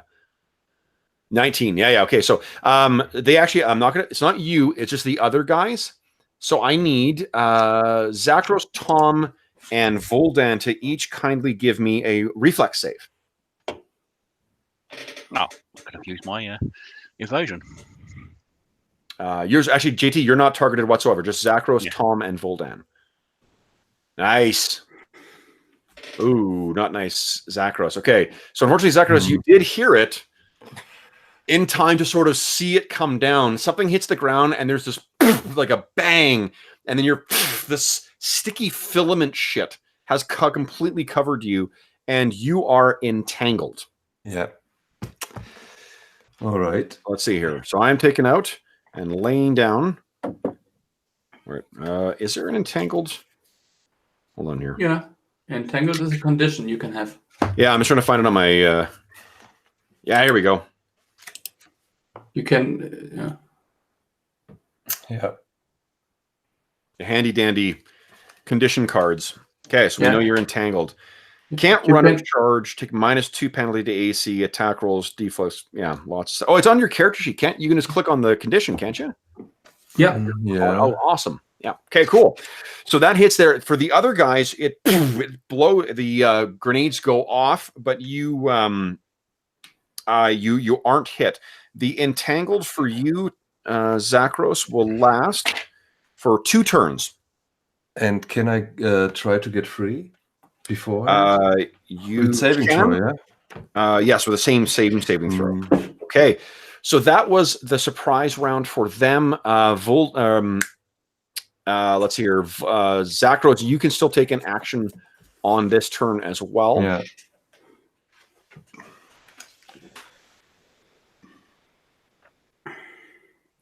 It's good of you guys to make your rolls in initiative order too. That's hilarious. It just worked out that way, I guess. Okay. Reflex. Okay, cool. So Voldan, you are able to sort of yank yourself free. But what you guys, I'm going to position them, and then you can tell me whether you see 1, 2, 3, 4. It's about here and about 40 feet up. And likewise, about 40 feet up. Okay. So we are at the top of the round. It's these things again. And right. So first for them, how many do they have? Oh, they're going to try again. 2 more go down. And would you guys kindly, everyone, make a save again, please? Yeah. Reflex? Reflex save again, yeah. Okay. Some top-notch sound effects there. Yeah. Okay, Voldan, no problem. Zakros, no problem. And JT, you do not need to make this. It's just oh, and Tom, yeah, once again. So it fortunately does not get you. And then their second. I'm on the ground by those rocks where I fell. What is going on down here? Okay, so then they get to make their attack, and this laser blasts come down at you guys. I've got 4 viable targets. I'll just roll randomly. 1, 2, 3. So Tom and Voldan are being targeted. Tom. No way that hits. Voldan, that might hit. Does a 21 hit you against EAC? Yes. Sure. Okay. You take 5 points of non-lethal damage. Oh, yeah. This energy hits and kind of coruscates across your armor. Ugh, and you feel your muscles kind of tensing and spasming. All right. So speaking of Voldan, what are you doing? Yeah, I think there's something coming from below. Maybe I could just have a full attack on it, or can't I see it in the tree? So it is no. This thing is about 40 feet up. Okay, so yeah, then I will shoot at it. I mean, Okay. And this is what you can see, incidentally. It is about the size. It's about 3 feet long. oh. Okay. Let's see. Oh. That looks a bit like something from Halo. Yeah, really. Yeah. Okay, so you fire up your laser blast goes up into the sky, does not connect. Okay.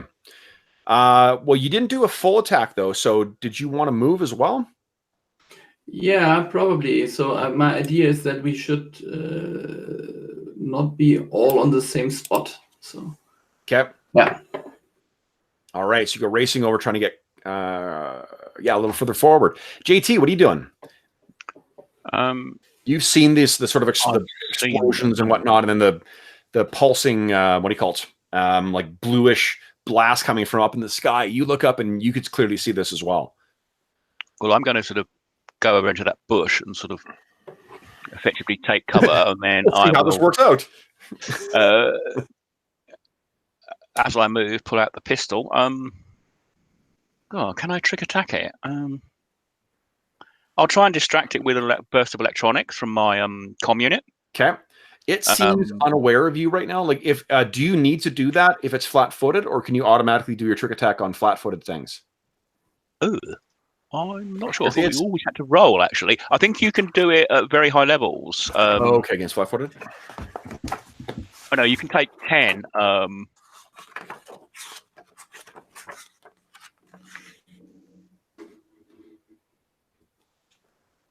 Because for sure, these things, regardless of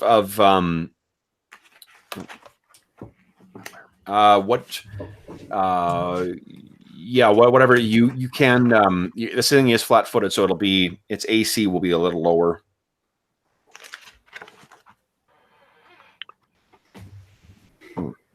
Okay, so go ahead and make your attack then, or your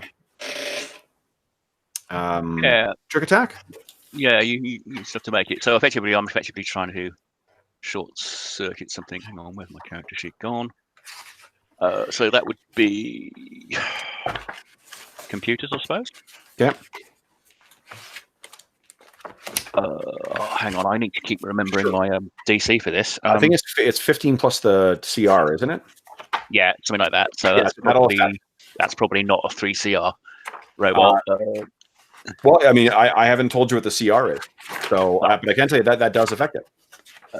Right. So there's some kind of like weird static burst that kind of makes it drift to the side. Go ahead and make your attack roll. Oof. Okay, not quite good enough. That goes. I'm going to suggest. One side. Okay, so in future, here's because I do this with concealment as well. Let's roll your attack roll first, and then we'll make the roll for trick attack afterwards. Because if you miss, we don't need to worry about it anyway. Yeah. Right? Yeah, that will be quicker when it. Yeah. Okay. Okay, so you take a shot, and unfortunately, it goes wild as well. Zachros, what are you doing? You freed yourself from this goo. No, I shoot at. Thinking about it, it would be over a range increment for me. Oh, okay. Because it's 40 feet up in the square air, so that is further than 30 feet, I think. I'm not sure you can actually see that far, Zachros. No, can't I? No.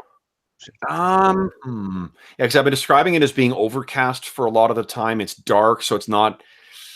You know what I'm going to do is here. Let's do this. I'm going to give it concealment instead. No, because I was wondering about the circle of light around me. So yeah, the circle of light is it's not so much that it's definitely outside of the circle of light, okay. Right? And then it's also 40 feet up in the sky. But what I'm thinking is that it still might be slightly silhouetted against the sky, and that's what I'll do. So why don't we do this? Let's give it where's concealment here? I'm gonna give it regular concealment. So give me a percentile check.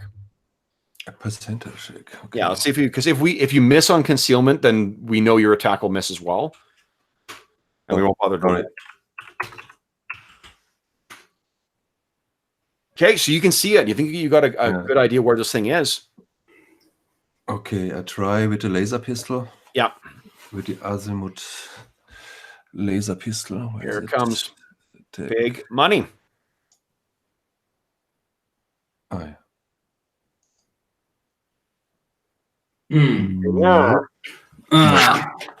So the sky is being lit up with azimuth laser fire.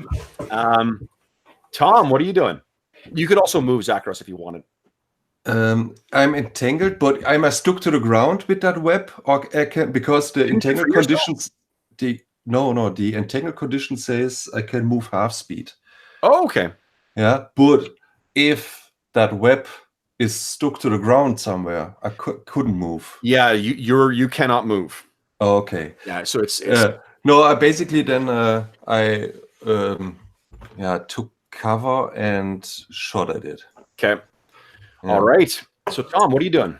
Well, spells I'm down to dazing it. Since it's not a humanoid, that's not going to work. Staying high through telepathy, which probably won't help. So I'll shoot at it after Okay. taking cover. Go ahead. Okay, so you duck behind a tree and try and get a clear shot.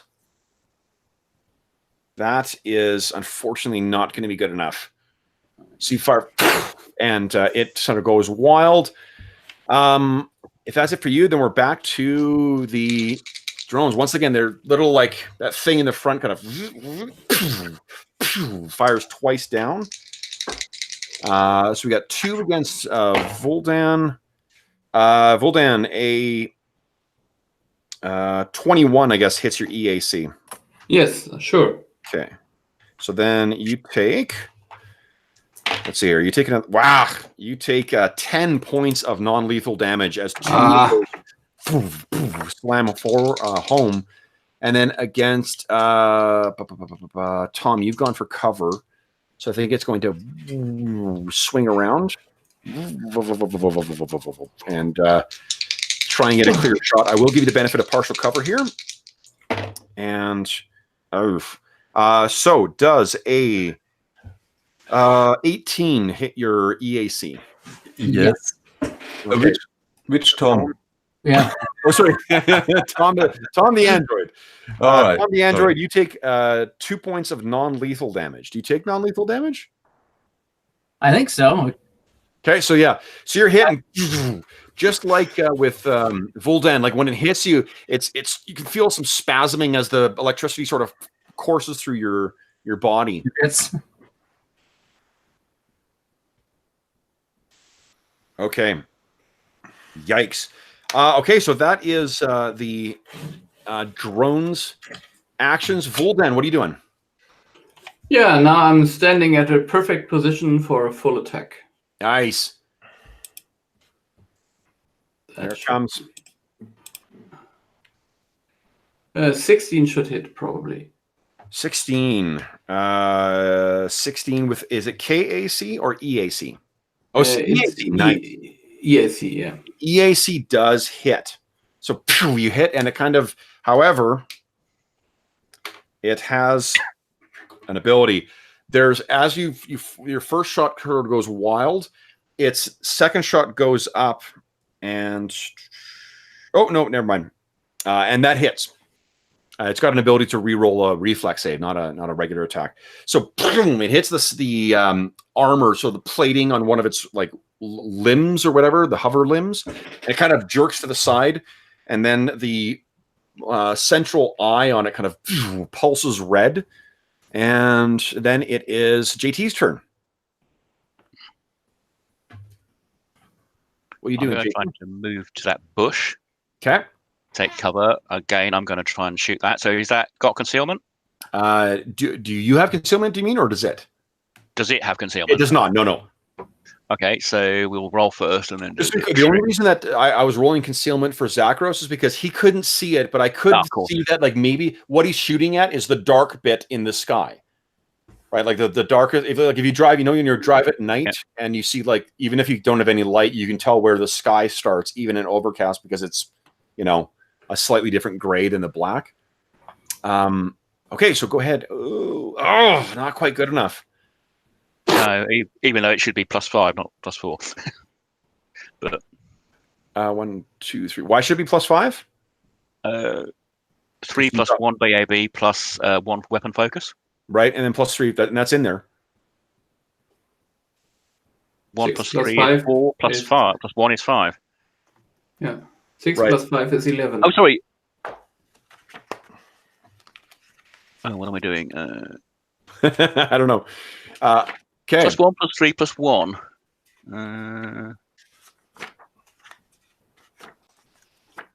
Yeah, there's a.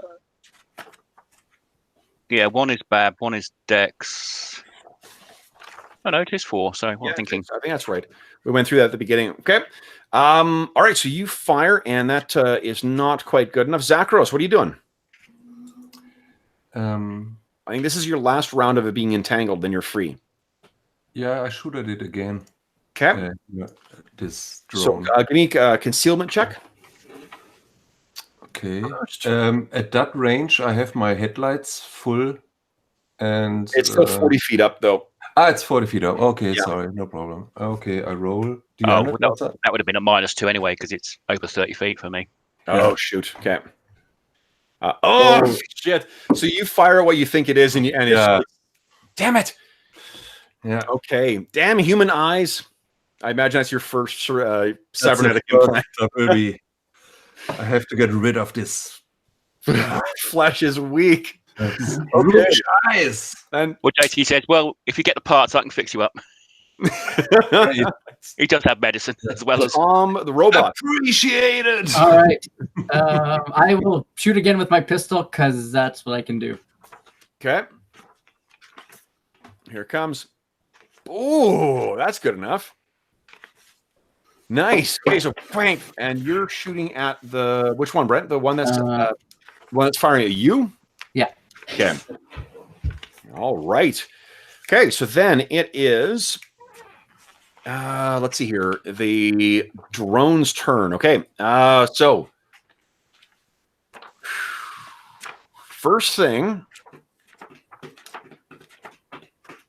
one is going to do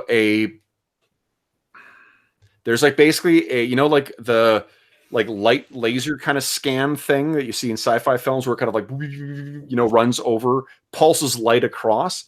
That's what this does as it sort of swoops over here and then and around, still 40 feet up. Cat, it does not reach you. It still has not seen, that one has not seen you. Or hold on, maybe let's take a roll here. Yeah, it has seen you. So you're caught up in that scan as well. That's all that the one of them does. The other one... Would that be considered bright light? Give me a reflex save. Let's see. Okay, yeah. Yeah, let's see if it because it would be fairly bright for a very brief second. Well, for a drow it would be, yeah. Yeah. Where are we? Sure. Oh no. Okay. So here's the I am going to give you a Nova point for it because that's super fucking cool role playing to willingly take on a penalty like that. So what happens when you're exposed to bright light? Are you dazzled? Oh, hang on. Well, go on to the next person and I'll look up the wording. Sure. Because dazzled is -1 to your attack, stuff like that. Blinded is a lot more severe. Okay, so that's what the first one does. Runs this scan over you guys. The second one is still going to fire down at Vuldan. One of them for sure does not hit. Second one is a 15 versus EAC.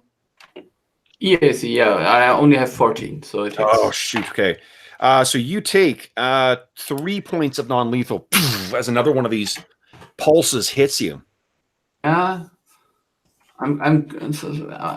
getting angry. So I'm mildly perturbed, slightly put out. Okay, Vuldan, what are you doing? Yeah, I think I'll just use a full attack to get rid of those annoying things. Nice. Unload with the azimuth. Yes. So 15 should hit. 15 does hit. But only for a 2 damage. That's so it scorches it again, though. So that's a little bit more. All right. Then it passes to JT. What are you doing? Oh, he's checking out his blinded stuff. Let's do Zachros' turn, and then we'll go back to JT. Am I free now or next round? You're free now. Yeah, you've managed to. This shit has come up enough. You're probably still covered by it. Well, you're free to move again now. All right. Where? I don't know. I can't see. Where did the drone move? It is. Oh, it's zoomed all the way down here. Okay. Yeah, but you must have seen the light from the scan at least. Yeah. So Yeah. that So I can move 10, 15, 20. Can I move here? Yeah, slightly behind cover, behind the bushes, and Sure. then can I see a drone? No. Why don't we make a concealment check again? Okay. Let's see. Yeah, you can see it. So let's take a shot. Let's see if we can connect. Okay. And all right, that is not quite good enough. No. Shoot. Okay. Didn't hit it. All right. So Mo, what's the deal with being exposed to bright lights? It's blinded and then dazzled if you're still in the light, so it's blinded for a round. Oh shit. I just have to look at my Okay, so we did skip your turn, but you're kind of it's struggling trying to I'm assuming you're not doing anything while you're blind. You're not going to run or shoot. He's just ducking down trying to get out of the Sure. Oh, that's awesome. Okay, then Tom, the robot, what are you doing? I will use my pistol yet again. Okay. Do the cover thing. Against not you actually connect, but it ricochets off its armor. Crap. Okay. Then we're back to the robots again, or the drones. They're going to focus fire, I think, on Vuldan. They've got a clear target right now, so boy, there's a lot of shitty rolls. I don't think I hit you once. So they're firing down, and you can picture that the tree above you is just being shredded by these blue pulses of energy. They're hitting the ground, and it hits and grounds out. So there's electricity that sort of like arcs out to the side. None of it hits you though. Yeah, okay. I think. What are you doing? I think, I suppose I think I hit their target system, and so I just finish them off. So that's a good thing to do. Okay. One crit, and so 2 hits, and one of them a crit. So awesome. Okay. So crit. Let's go to the old crit deck here, and you got where is it here? Not penetrating wounds. The attack ignores energy resistance and treats energy immunity as resistance 30. This is not immune to that. And interesting. Hold on, I want to see what something does here, because this may be a pretty impressive turn of events here. Does it have more than 17 hit points? It has vulnerability, which means it takes another 1.5 times whatever the total is. So you've done what is it here? So 7 plus 5, so it's 12 points of damage, and the 5 burn damage, and 5 burn damage. Yeah, and it's vulnerable. Robots are vulnerable to critical hits. So you kind of like this thing, all these blasts are hitting around you. You finally look up and like, focus fire, and one of them pinwheels off in the sky and then explodes out and leaves a flaming, trail of wreckage going down. Okay, so then that was Vuldan's turn. Next up is JT. You're blinking, and you're just dazzled for one turn now. What are you also flat-footed as well. Oh shoot! Okay. Yeah, useful to use those condition tabs. Yeah, no kidding. Okay, so JT, what are you doing then? Well, effectively, I suppose I'm full defending. I'm sort of ducking down under the the bush that I'm sort of, so I'll try and go further under the bush and like try and hide. But okay, so you're and then Zakros, what are you doing? Looks like one of these things has been taken out. Yeah, I'm really angry at these things. So understandably so. Yeah, I move here and shoot at it again. Okay. If I can see it. Will I roll again or? Please, yeah. Yeah. You can see it. So let's see if you can hit it. Yeah. I want to do what our captain did. Yeah. Just shoot it there. I mean, Yeah. It's not hard. Whoa, nice shot. I put 1 damage. Ah. It's not a huge amount of damage, but you do manage to connect, though. Yeah. Small feet firing against the blackened sky and actually connecting with something. So this flare of molten metal comes out of it. Tom, the robot, what are you doing? Okay, I'm gonna move up because I'm now no longer in short range. Okay. That should give me cover in there. 1, 2, 4. Okay, and I will shoot with my big gun, or my only gun that I'm proficient with. Here it comes. Woo! Nice crit hit. Holy shit. Okay, so that is 9 points times 1.5 is 13 in total, plus the damage you did before. Well, the one laser thing hits and it kind of goes to the side, and then you kind of race over Tom the robot. You bring your gun up and fire, and it hits right in the center. This thing kind of like right where that red kind of eye is on it, kind of spins around, sparks flying out of it. It hits the ground and then explodes out into shrapnel and sparks. They are down. Yeah, that's great. Okay, so as you make your approach in, you're actually fairly close now to reaching Madelon's Landing. How big were those drones? They were about 3 feet long. Like, if they're not too bulky, can I grab the wreckage? You want to spend time? You are so close to Madelon's Landing. No. Oh, We yeah, want that's a good point. If we're like, yeah, never mind. Well, I look longing. Tom looks longingly at the components and runs by. I just want you to understand what the consequences potentially could be, so you don't call bullshit when a patrol shows up or more of those things show up. Yeah, Is there anything on me? Is there anything on the audio? Can we hear anything? You heard on the audio. Yeah, I think there probably is at this point. The intruders on the or intruders. What would be called? No, they would be saying escapees on the outskirts, north border. Go, squads 2, 3, and 6. Oh. So that's what you guys hear. Right, let's. Can we scoot round so we're not coming from a different direction? You can, yeah. If Jellic can help us. Let's do this. What is this thing now? Either we fight or we go to the safe location. We don't do fancy stuff. That's too complicated. Who is worst at stealth?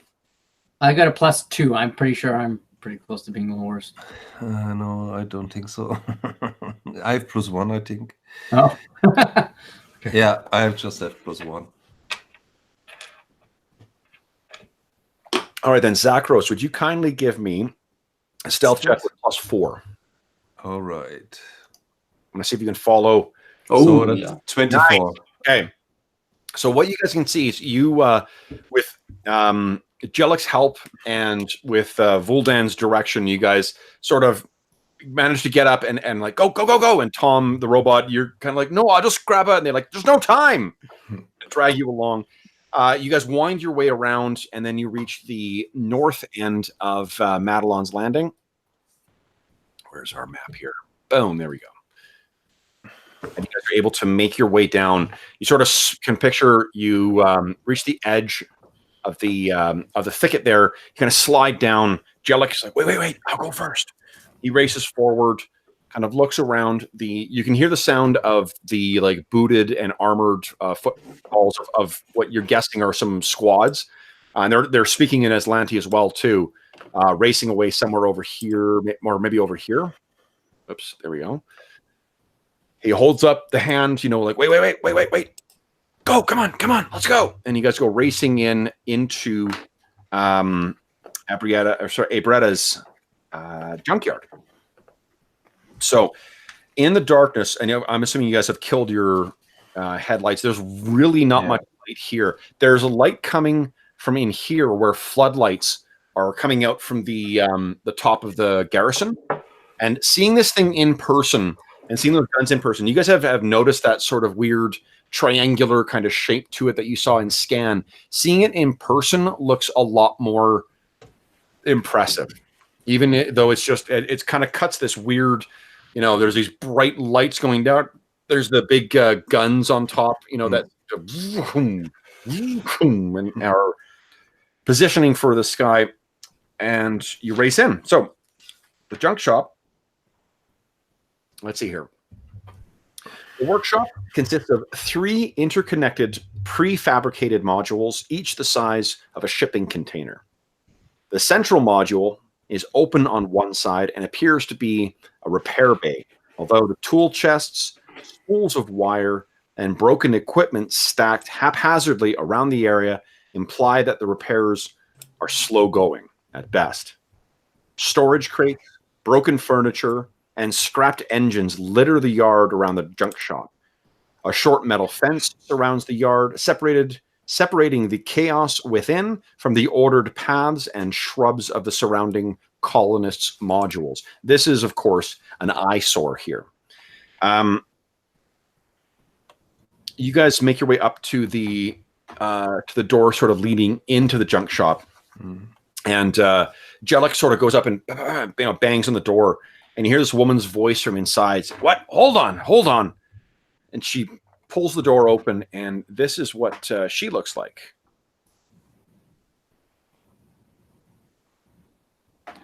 This woman answers the door, complete with goggles on. Her face is still dirty from whatever she had been working on. And let's put Jellic back up there as well too. I don't need the initiative. There he is. So she enters the door, and she seems nonplussed to see him, and she gets this disgusted look on his face, like, "You fool! Who's this? Who are these people?" And he's like, "They were part of the supply run. Get inside. We've got to get in." She kind of looks like out in the yard. She's like, "Get in, hurry, before someone sees."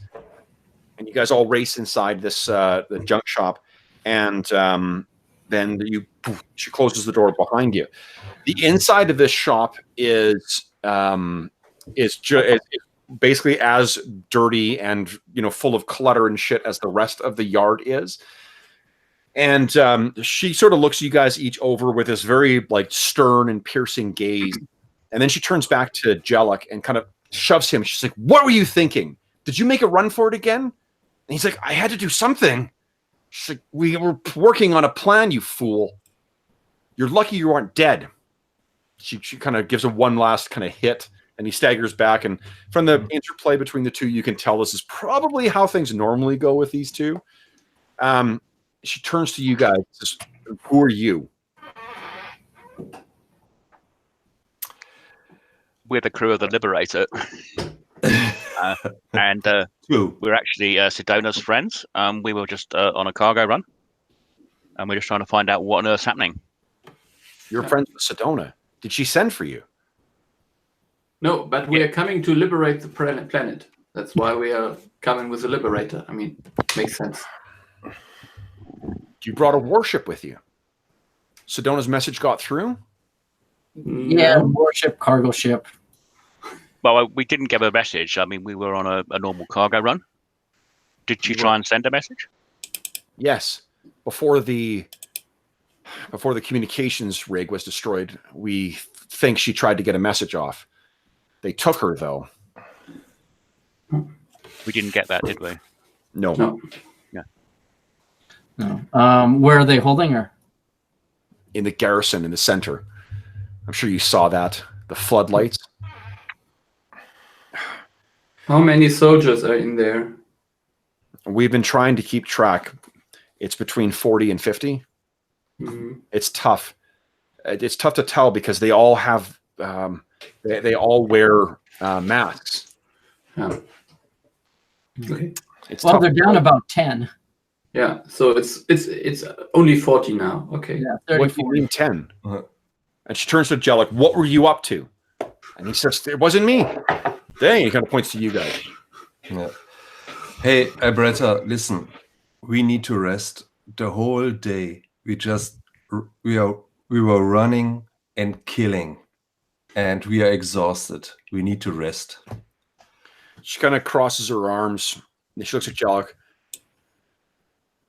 What do you think's happening here?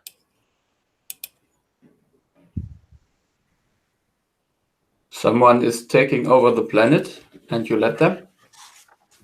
We let them? Yes. She walks right up to you. She's only like, you're at least a foot and a half taller than her. She walks right up to you. She's like, who makes you think that we let them, lizard? You're a couple of 100 persons, and those are 40 or 50? No, there's 100. There's about 110 people in total. Yeah. Oh. Yeah, sorry, I misspoke before. Okay. Yeah. Well, then I would probably not say that. Because, Sure. Yeah, because I mean they only count as half a person, so it's more or less equal. So okay, yeah. So she says, what are you here for? You've come here. You've come with. Are you here for? We are here for a supply run, and we are here to meet Sedona, and she isn't here, and we want to help. We really want to help, but we need rest. And then I think we need to try and break Sedona and Madelon out. There's a lot. They need to know what's going on a bit more and Just find out why they're here. It seems to be related to this crashed probe stroke old ship, because it seems to have happened pretty much shortly after that was discovered. You can't stay in here, but I've got a place that'll be safe. Come. Okay. And Jellic says, I think one of the probes may have scanned us. And she turns like, what?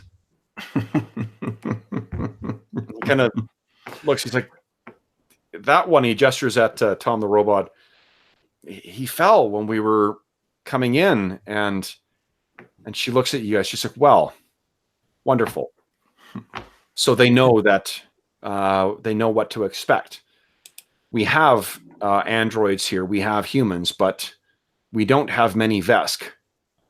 You, my friend, will stand out. And you, and she looks at JT.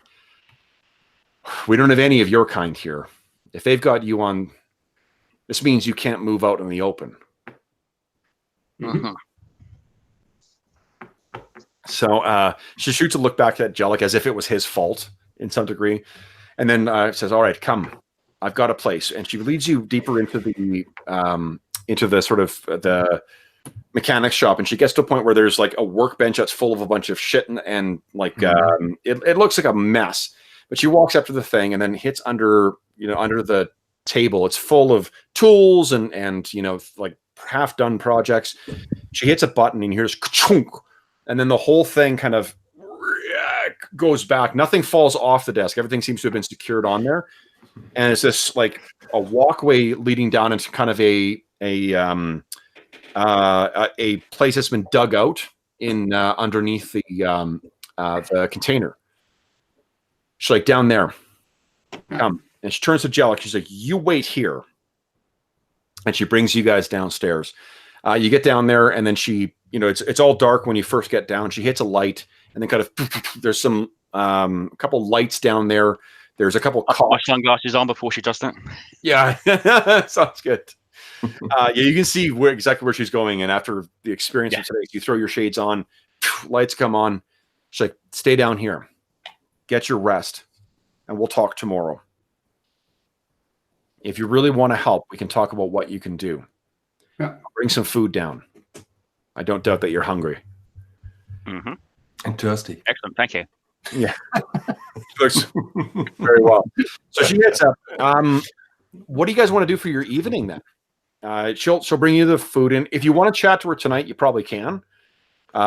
She's about to give Jellic an earful, but apart from that, she's not doesn't have anything else planned for tonight. So it's go ahead.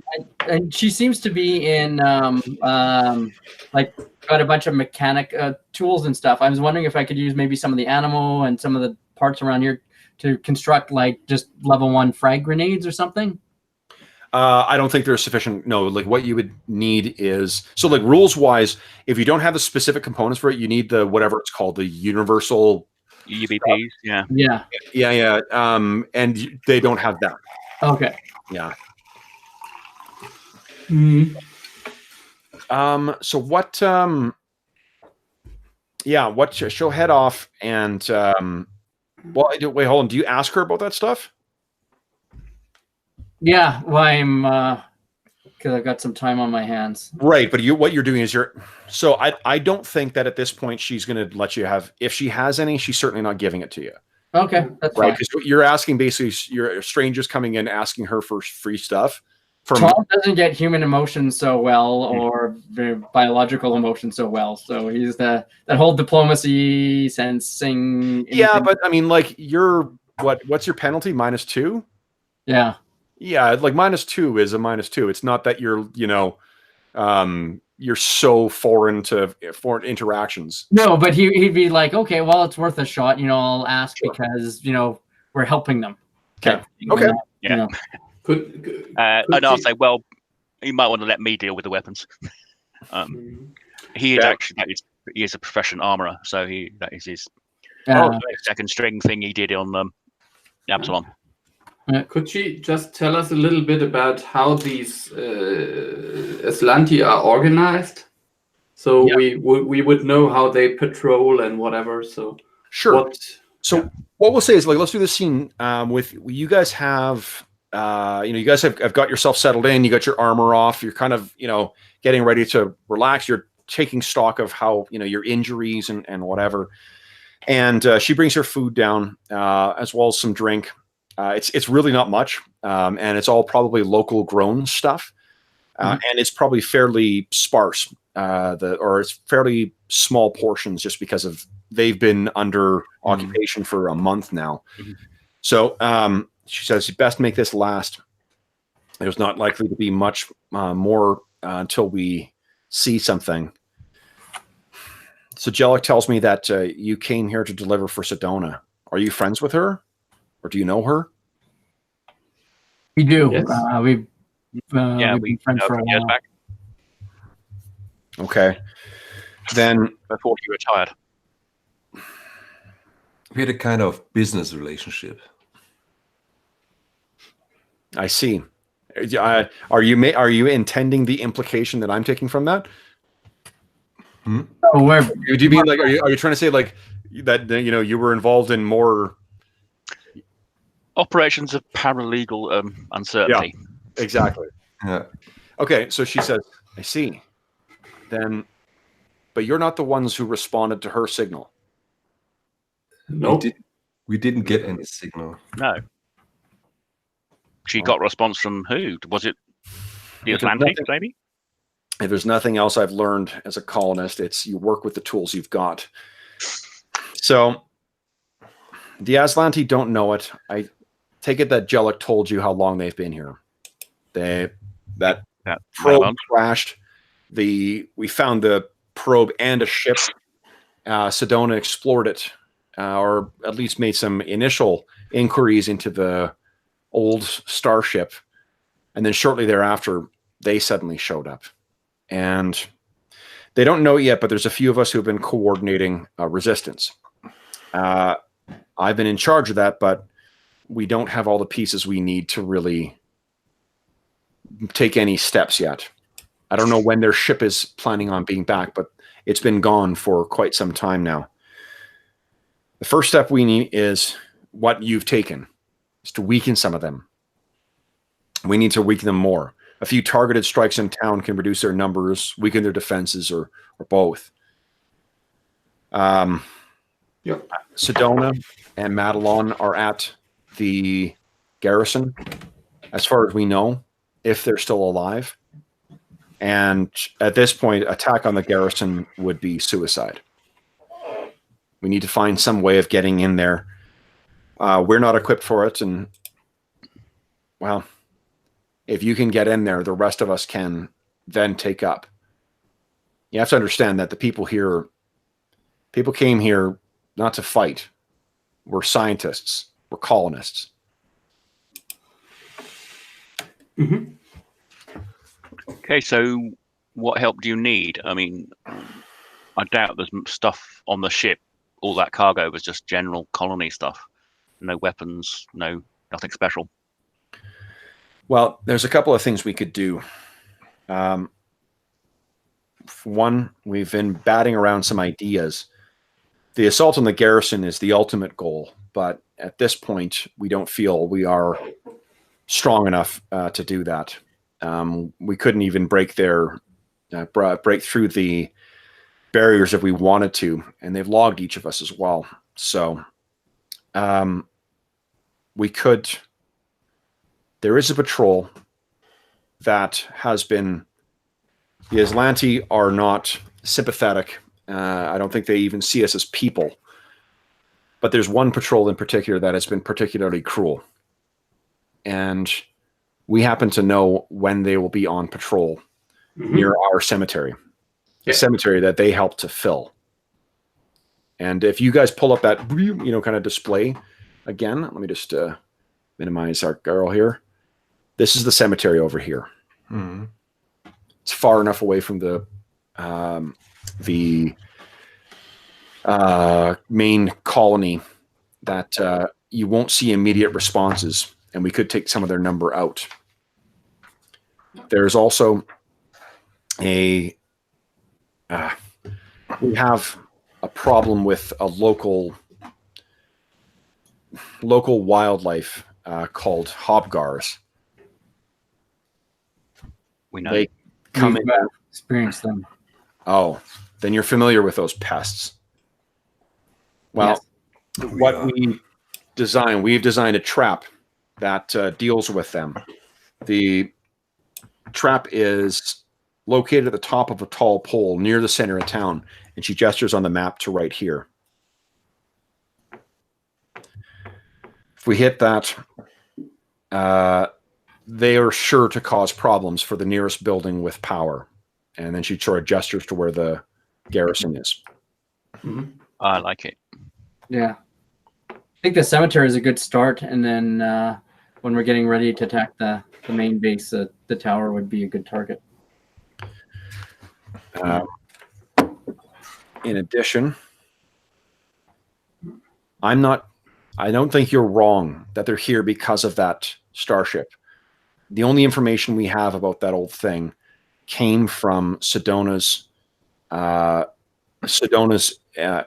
exploration of it, or her initial steps into it. I know that she recorded her initial investigations, and I know that Madelon kept it. I don't know whether the Aslanti obtained that when they got him, or whether it's still at his residence. But if he still has it there, that might help us understand why they're there. I don't know what's going on at the external colonies, the mines, but I know that they've been sending people out, people and their drones. So one sec here. Madelon's residence is, I think, right here. Is that okay? Is that where we think the ship parts are the? If the Aslanti didn't find her recordings of the investigations, then that's what would be there. Okay. That may not help us directly drive them off, but if we understand why they're here, that might help us foment another plan. All right. We can offer some assistance too, indirectly as well as directly to. We did manage to take a bunch of helmets, including comlinks from the Aslanti that we downed. So we do have access to their comms. Well, it's not much help unless you speak Aslanti, though. Two of us do. She looks back. Only a little. Really? Well, then. That changes things to a degree. Now, once they realize that we've managed to steal one of them before, once they realize that some of their numbers are missing, they will switch frequencies. So that will only be of value for a limited time, but it does provide us some way of tracking what they are doing. Do you have any ideas? And she sort of gestures to the map. Well, one thing would be to investigate the ship itself, but presumably there are people out there from them. We know that they sent a substantial contingent out to there as well. Well, it might make sense to, before we start making. I don't think she knows necessarily whether they go, but it makes sense to her that they would have sent a crew there because they were asking everyone about that.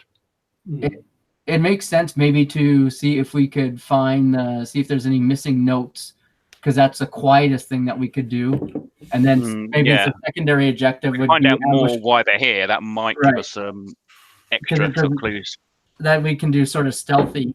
And then maybe the graveyard is like an ambush would be step 2, and then the tower would be step 3 when we're ready to. It's a distraction.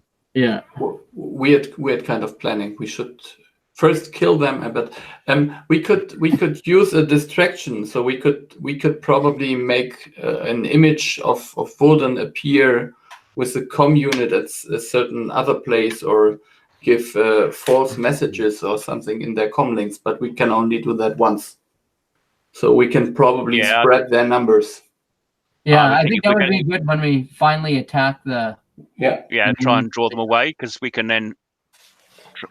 Then the question is, if we break Sedona and Madelon out, where are we going to hide them? We can't really stay in here after that, right? Unless we're assuming the assault's going to be 100% successful. Right, and that's why I think we should do the assault last and start off grabbing the notes. Yeah, and could we? So, does she know where this main station is powered? So we could maybe break this containment field. It's all within the entire garrison structure is prefabricated and completely self-contained. Okay. So if we could turn off that stuff, then we would have a huge advantage. Well, we can't do that until we're ready to go in there, so I think that's a long way off yet. Yeah. So the question is, I think, who's going to go and, pardon me, sneak into the houses? I think and Voldan's a bit obvious to be wandering around. I'm not very stealthy, but once I get in there, I might be able to help. Yeah. In terms of. I was just wondering if I wore like a hoodie or something over my face to disguise the drow. Actually, I'll ask Abrietta, are there any elves in the colony? In the colony? I don't think so. Let's see here. Because I could try and disguise myself as an elf a bit easier than a human. You know what? There's some Lashunta in here. I'll give it a 30% chance of at least one elf in here. So go ahead and give me a 30% roll here. Well, right. Right. So you can hit / roll 1d100. I've got a question. Sure, shoot. I have the disguise skill. Can I only disguise myself, or can I use the skill on somebody else? Let's see. Yeah, I sort of got the impression it was yourself. Yeah, it is, but I've got disguise as well because it's a class one for the operative. Yeah, then you could disguise yourself. No, should be no problem, shouldn't it? Well, disguise myself as an elf might be possible, but you can also change a major feature. The DC modifier is only a bit difficult. Yeah, it says. So I'm looking at page 140. It only kind of refers to doing it on yourself. Yeah. Okay. Yeah. But if I was I could help you ears, with that. that covered my ears, I suppose you could then disguise my sort of fairly obvious purple skin. Yeah, but that's what the makeup is for. I didn't buy a disguise kit though. Can everyone give me an engineering check, please? And I know you're not all of you are trained in it, but this is just something that anybody might be able to pick up. All right. Okay.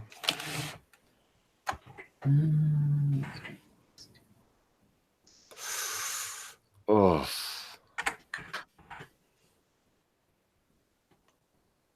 Okay. So, Kat, this just dawned on me, and I think that you would have had an opportunity to think about this before you guys came in.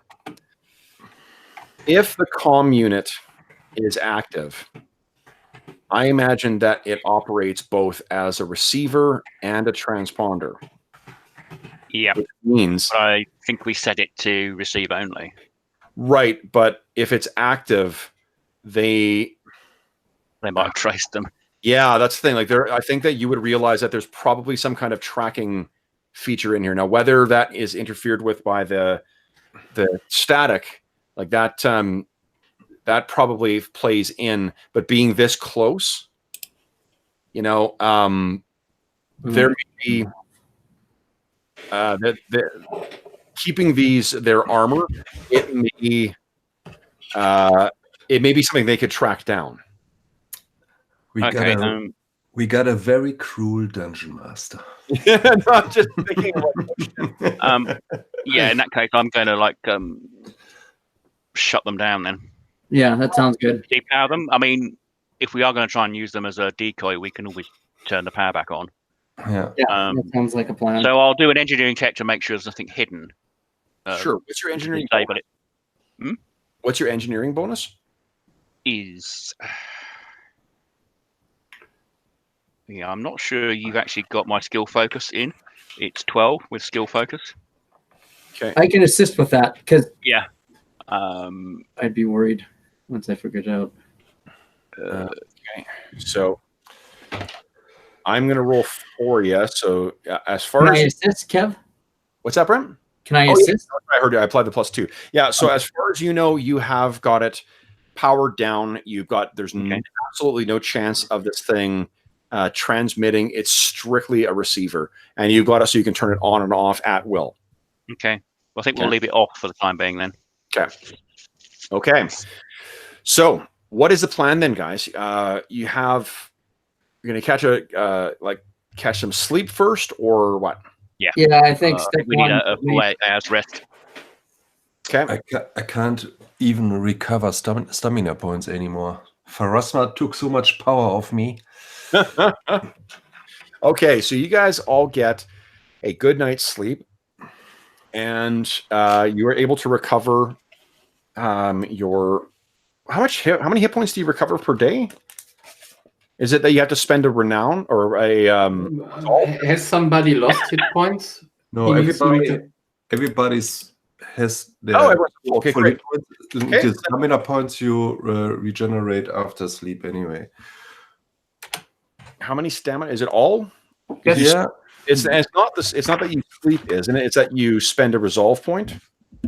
Yeah, but if you don't have any. So after 8 hours of rest, you get full stamina and full resolve. Okay.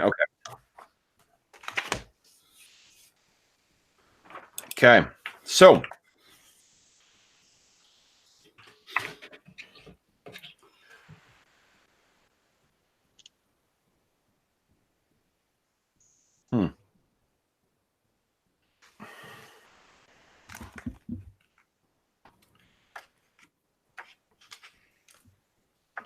I don't know. Hold on. I'm just reading stamina. I think you still have to spend resolve in order to regain stamina. No. Because it says I'm under regaining stamina, page 23. You spend 1 resolve point to regain lost stamina points up to your normal maximum. Using this requires 10 minutes. Yeah, and then read for the hours of rest. Yeah, that's for after combat. When you get 10 minutes rest, you can use a resolve point. Yeah. So in the last paragraph, in the middle of the paragraph, it says something about you can rest for once a day for 8 hours and get all your hit and stamina points back. Well, let's see here. Oh yeah, I see that. Yeah, the and last single sentence paragraph under spending and regaining resolve. and it's 1 hit point per character level if we were down hit points. Hold on here. Like I'm seeing once per day. I'm maybe not looking in the right spot here. Once per day, you regain any spent resolve by getting 8 hours of uninterrupted rest. I don't see anything about stamina. What page is it? I'm on page 23. Right. Like it says that's where it says regaining stamina points. You spend 1 point to regain lost stamina points up to your normal max. Where does it say about? Oh yeah, I see where you're saying resolve and stuff. Okay, yeah. Yeah, so like you definitely get your resolve points back, but you don't get your like. And I don't you'd have to spend 1 resolve to get the stamina. you had those resolve points, and you took a full night's rest. You'd wake up and then you'd immediately spend a resolve point, spend 10 extra minutes in bed, and then you'd have all your stamina points back, but you would be down 1 resolve at the start of the day.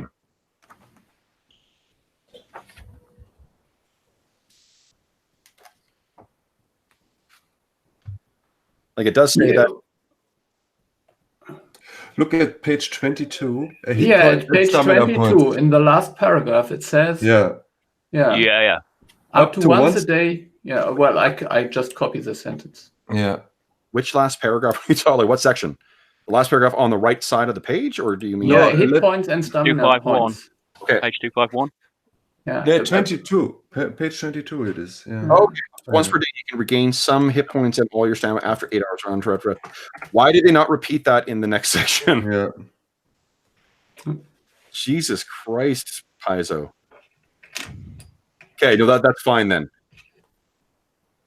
Like when you have a section that specifically says regaining stamina points, why the fuck would you not put that there? Wow. Outstanding. Okay, so that's fine. So everyone wakes up with full resolve, full stamina. And what Gee, are you back? What's that? I said, gee, we get our spells back. You get your spells back too, yeah. Okay, so what let's see here. It is daytime now, but there is still like even in the daytime, there still is that perpetual fog that's hanging around. It's not the kind of lightning fog that's dangerous, but there is still a fair amount of fog around here. Not sufficient to give concealment or anything like that, but yeah. What's the plan here? You would have had an evening to make your plans. What's sort of the strategy here? I think my vote would be for looking for the notes first. Yeah. Because once shit hits the fan, we won't have time to go back. Can we ask Gabrietta, is there a curfew at night? There is, yeah. Yeah, so we're going to have to sort of sneak in during the daytime by pretending to be a colonist. Yeah, okay, that sounds good. The question is do we want to disguise me? I think Voldan might be a little too much. Yeah. What you can tell you is that there's not, like this isn't, like Soviet era, Checkpoint Charlie or something like that. Like there's not enough of the Aslanti to be out there to grab each person and inspect them. And this is also a month into the occupation. A little bit of laziness that may have settled in as well, or routine. I mean, they did just lose several of their patrols as well, and they know there's intruders in here, so there may be a little more of an active presence. But she says that so far, like even when they first arrived, it was basically the way that they cowed the colony, or the colonists at least, was by overwhelming displays of force. Shooting anyone who spoke back, stuff like that. So even if they want to be able to do like a room-to-room search, they may not have sufficient manpower to do that. Okay.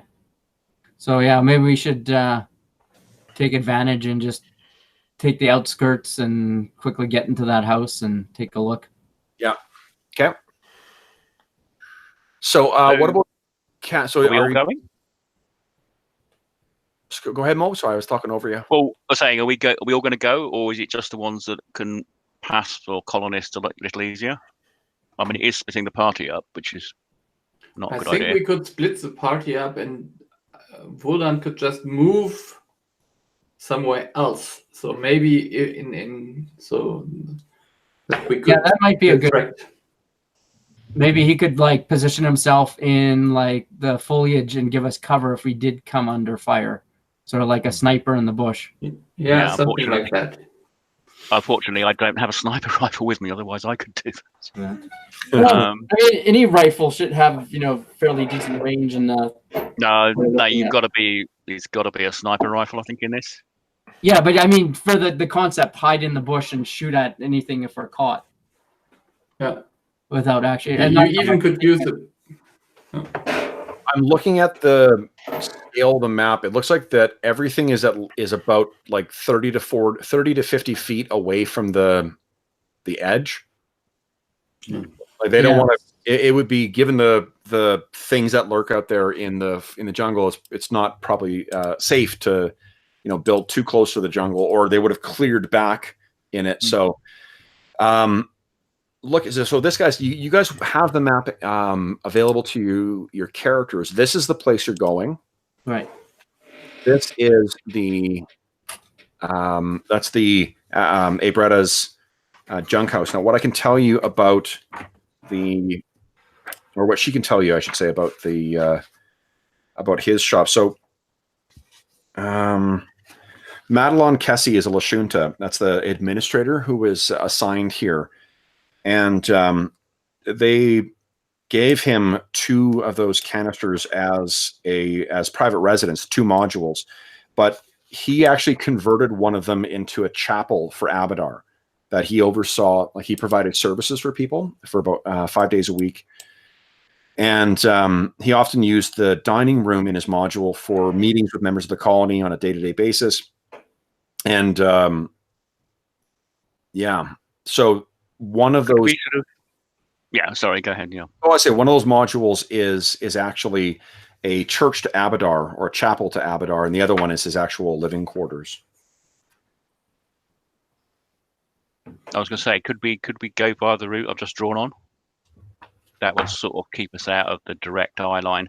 And also, I assume the garrison is like in a hollow.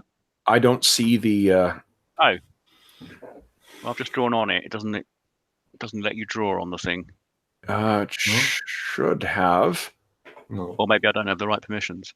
Also, I think that garrison, there's that big sort of outcropping. I assume that bit there is lower down than where we are now. Yes. Can we not go effectively?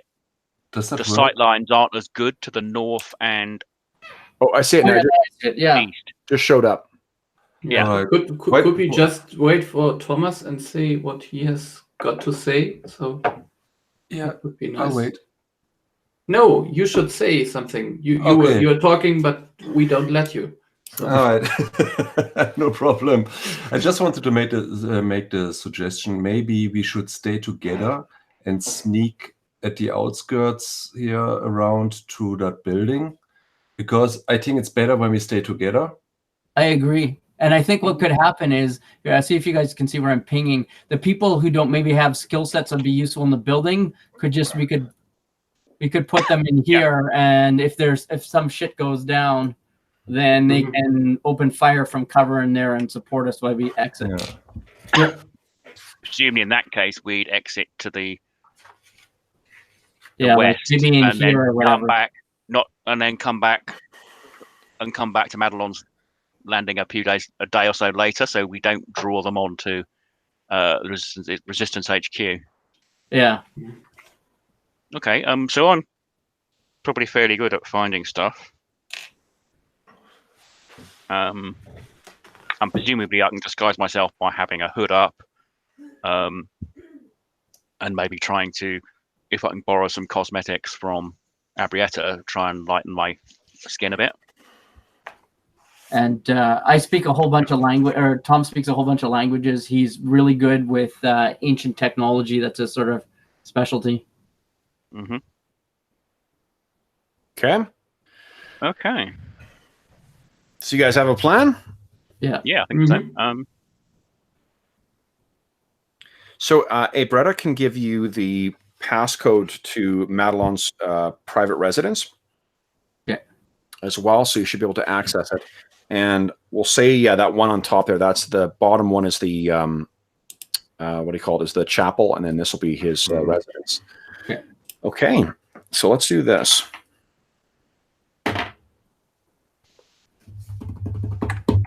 Okay. Do you need us to make disguise checks, I think, first? Well, okay, so how are you? Could we just move through the bush around there? You could. That's where you ran into those drones before and the patrol. Jellic can tell you that there's. I mean, that's who he was caught by when he tried to escape. Okay, so they're trying to pin people. Okay, yeah, I get it makes more sense just to take the. Well, I was walk in thinking, town. Yeah. Walk on the path like we're normal people, rather than obviously. Right, that makes sense. Okay.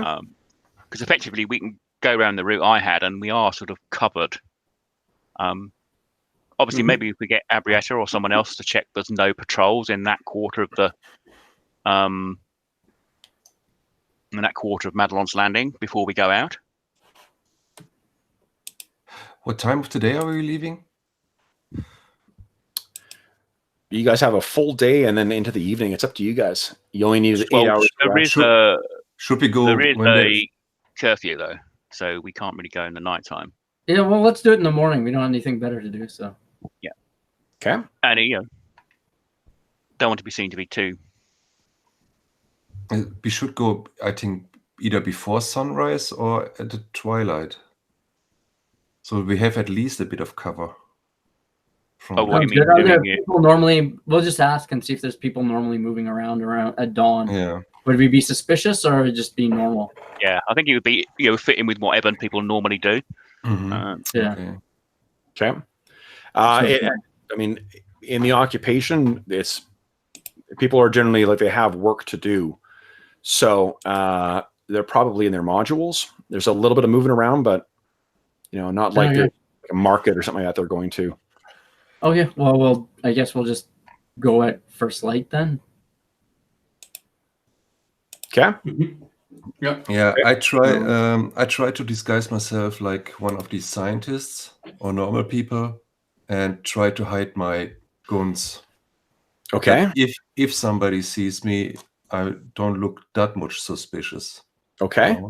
So concealing gun. So that's a deception, I think, check? Sleight of hand, I think. Sleight of hand? Okay. Oh shit. Maybe you need to be trained in sleight of hand as well. So could you just put them in your backpack? Yeah, I do that. Yeah, hide object. I think that's more if you're trying to like hide a handgun or something and walk through a door or something. Yeah, I just put it in my backpack, but I try to look like a person who is living in Madelon's Landing. Tom is trained in sleight of hand. Can he hide Volden's gun on his pack? Volden's gun is a rifle, isn't it? Yeah, it's a long rifle. So I could just move through the undergrowth there, and if I got caught by some patrol, then I got caught by some patrol. I mean, where's the problem? Okay, well we can. Then we go into combat. We can go and talk to Dona, but then the patrol has to die. Yes. Okay. Yeah. So we Kev, do you think I could use some parts from the scrapyard to make it look like he's carrying rolled up, I don't know, scrap metal or something in a bundle? It might take an action or two for his rifle to get out, but for whose rifle? For Voldan's? Well, yeah. Yeah, I mean, okay, so like I looked at a concealed item. The change is it's not a move action to draw it; it's a standard action to draw it. You would also be handing something over to him, so you guys can conceal it. And that we don't make a roll until someone tries to actually spot it. Okay, right? If we disguise it as parts or something. Yeah, that's what I was thinking. In handling him, I don't want to carrot, but I'm like, what if I go, hey, here's some tarp and here's some pipes, and we'll roll them all together and throw in here. Here you go. That's fine. Yeah. I think also if you guys are willing to go a little later in the day, then they can get or she'll grab clothing for you guys. Oh, okay, that sounds really good. Because she'll be able to access that. They're working on a resistance anyway, so she can get that for you. You float the idea of the grenades, and they're they have no UPBs left right now. Okay. They're anything like that's been seized by the Aslanti. They're using it for their own purposes at this point. Okay. Yeah. And I have a question for Alberta. Since they seem to be a bit organized and lots of humans are around, is there any chance I could have land of night goggles or something like that? Night goggles. Give me a. Let's see here. I don't. Oh, let's do this. Let's give me a percentile check. I'll give it a.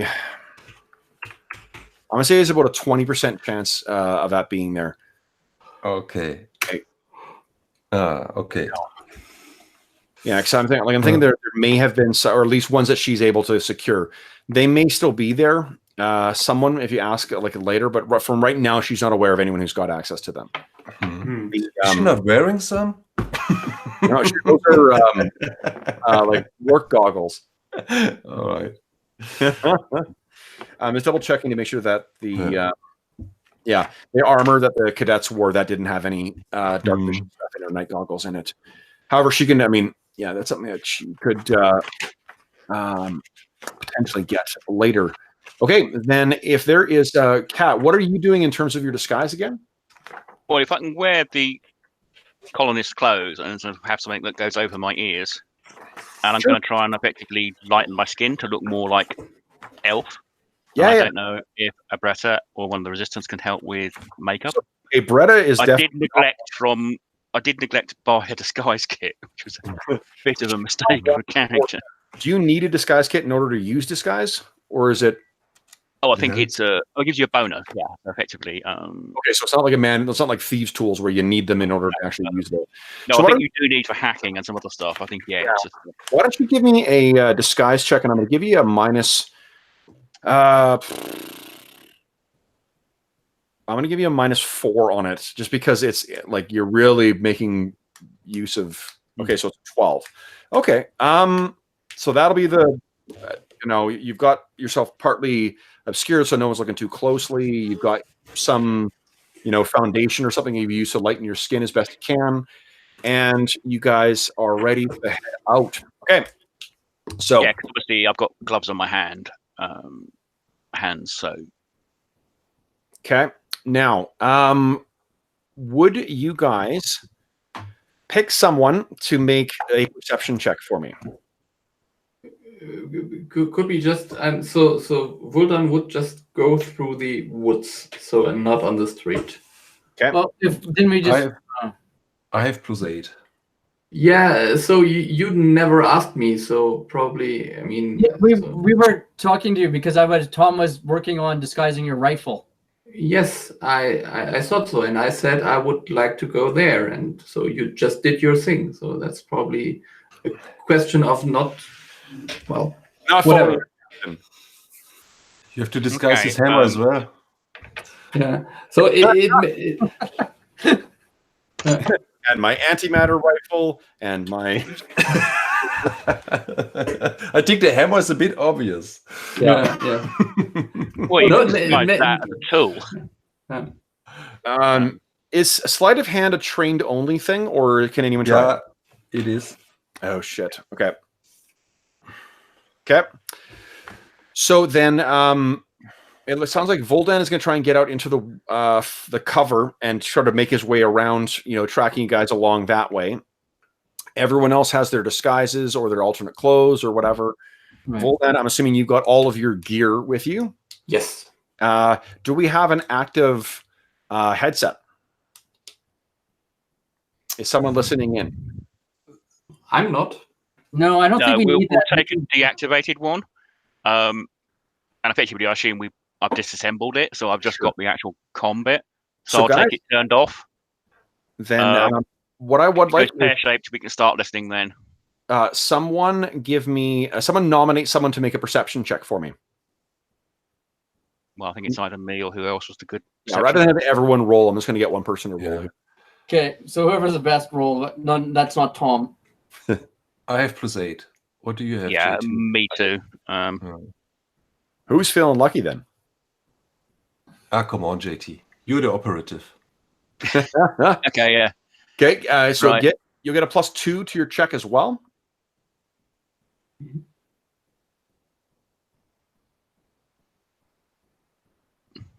Let's see. Oh, is this an opposed roll? It is not. No. Yeah, sorry, I didn't see the pop up there. Okay. Whoa, Top. that's amazing. Okay, so what happens is you guys leave Bretta's shop and sort of very quickly make your way to the edge. The morning is crisp. There's still, you're making your way through the kind of collected morning fog. And Voldan, you disappear into the bushes and begin following along. You guys make your way around the edge here, and you get down to about here. You're making the way across this opening here. When JT, you can hear that there is a patrol that's heading up. It seems like between these two areas here, or actually, there's a patrol making its way along in here. They're making a lot of noise just because someone seems to be having difficulty. They're like, come on. And you can actually understand it because it's as Lenti that they're speaking. Come on, get up, pay attention, says one of them. Well, I'm going to suggest we take a detour. Well, Voldan is in the bushes as well. Yeah. Patrol is heading seemingly in his direction, and you guys are around here.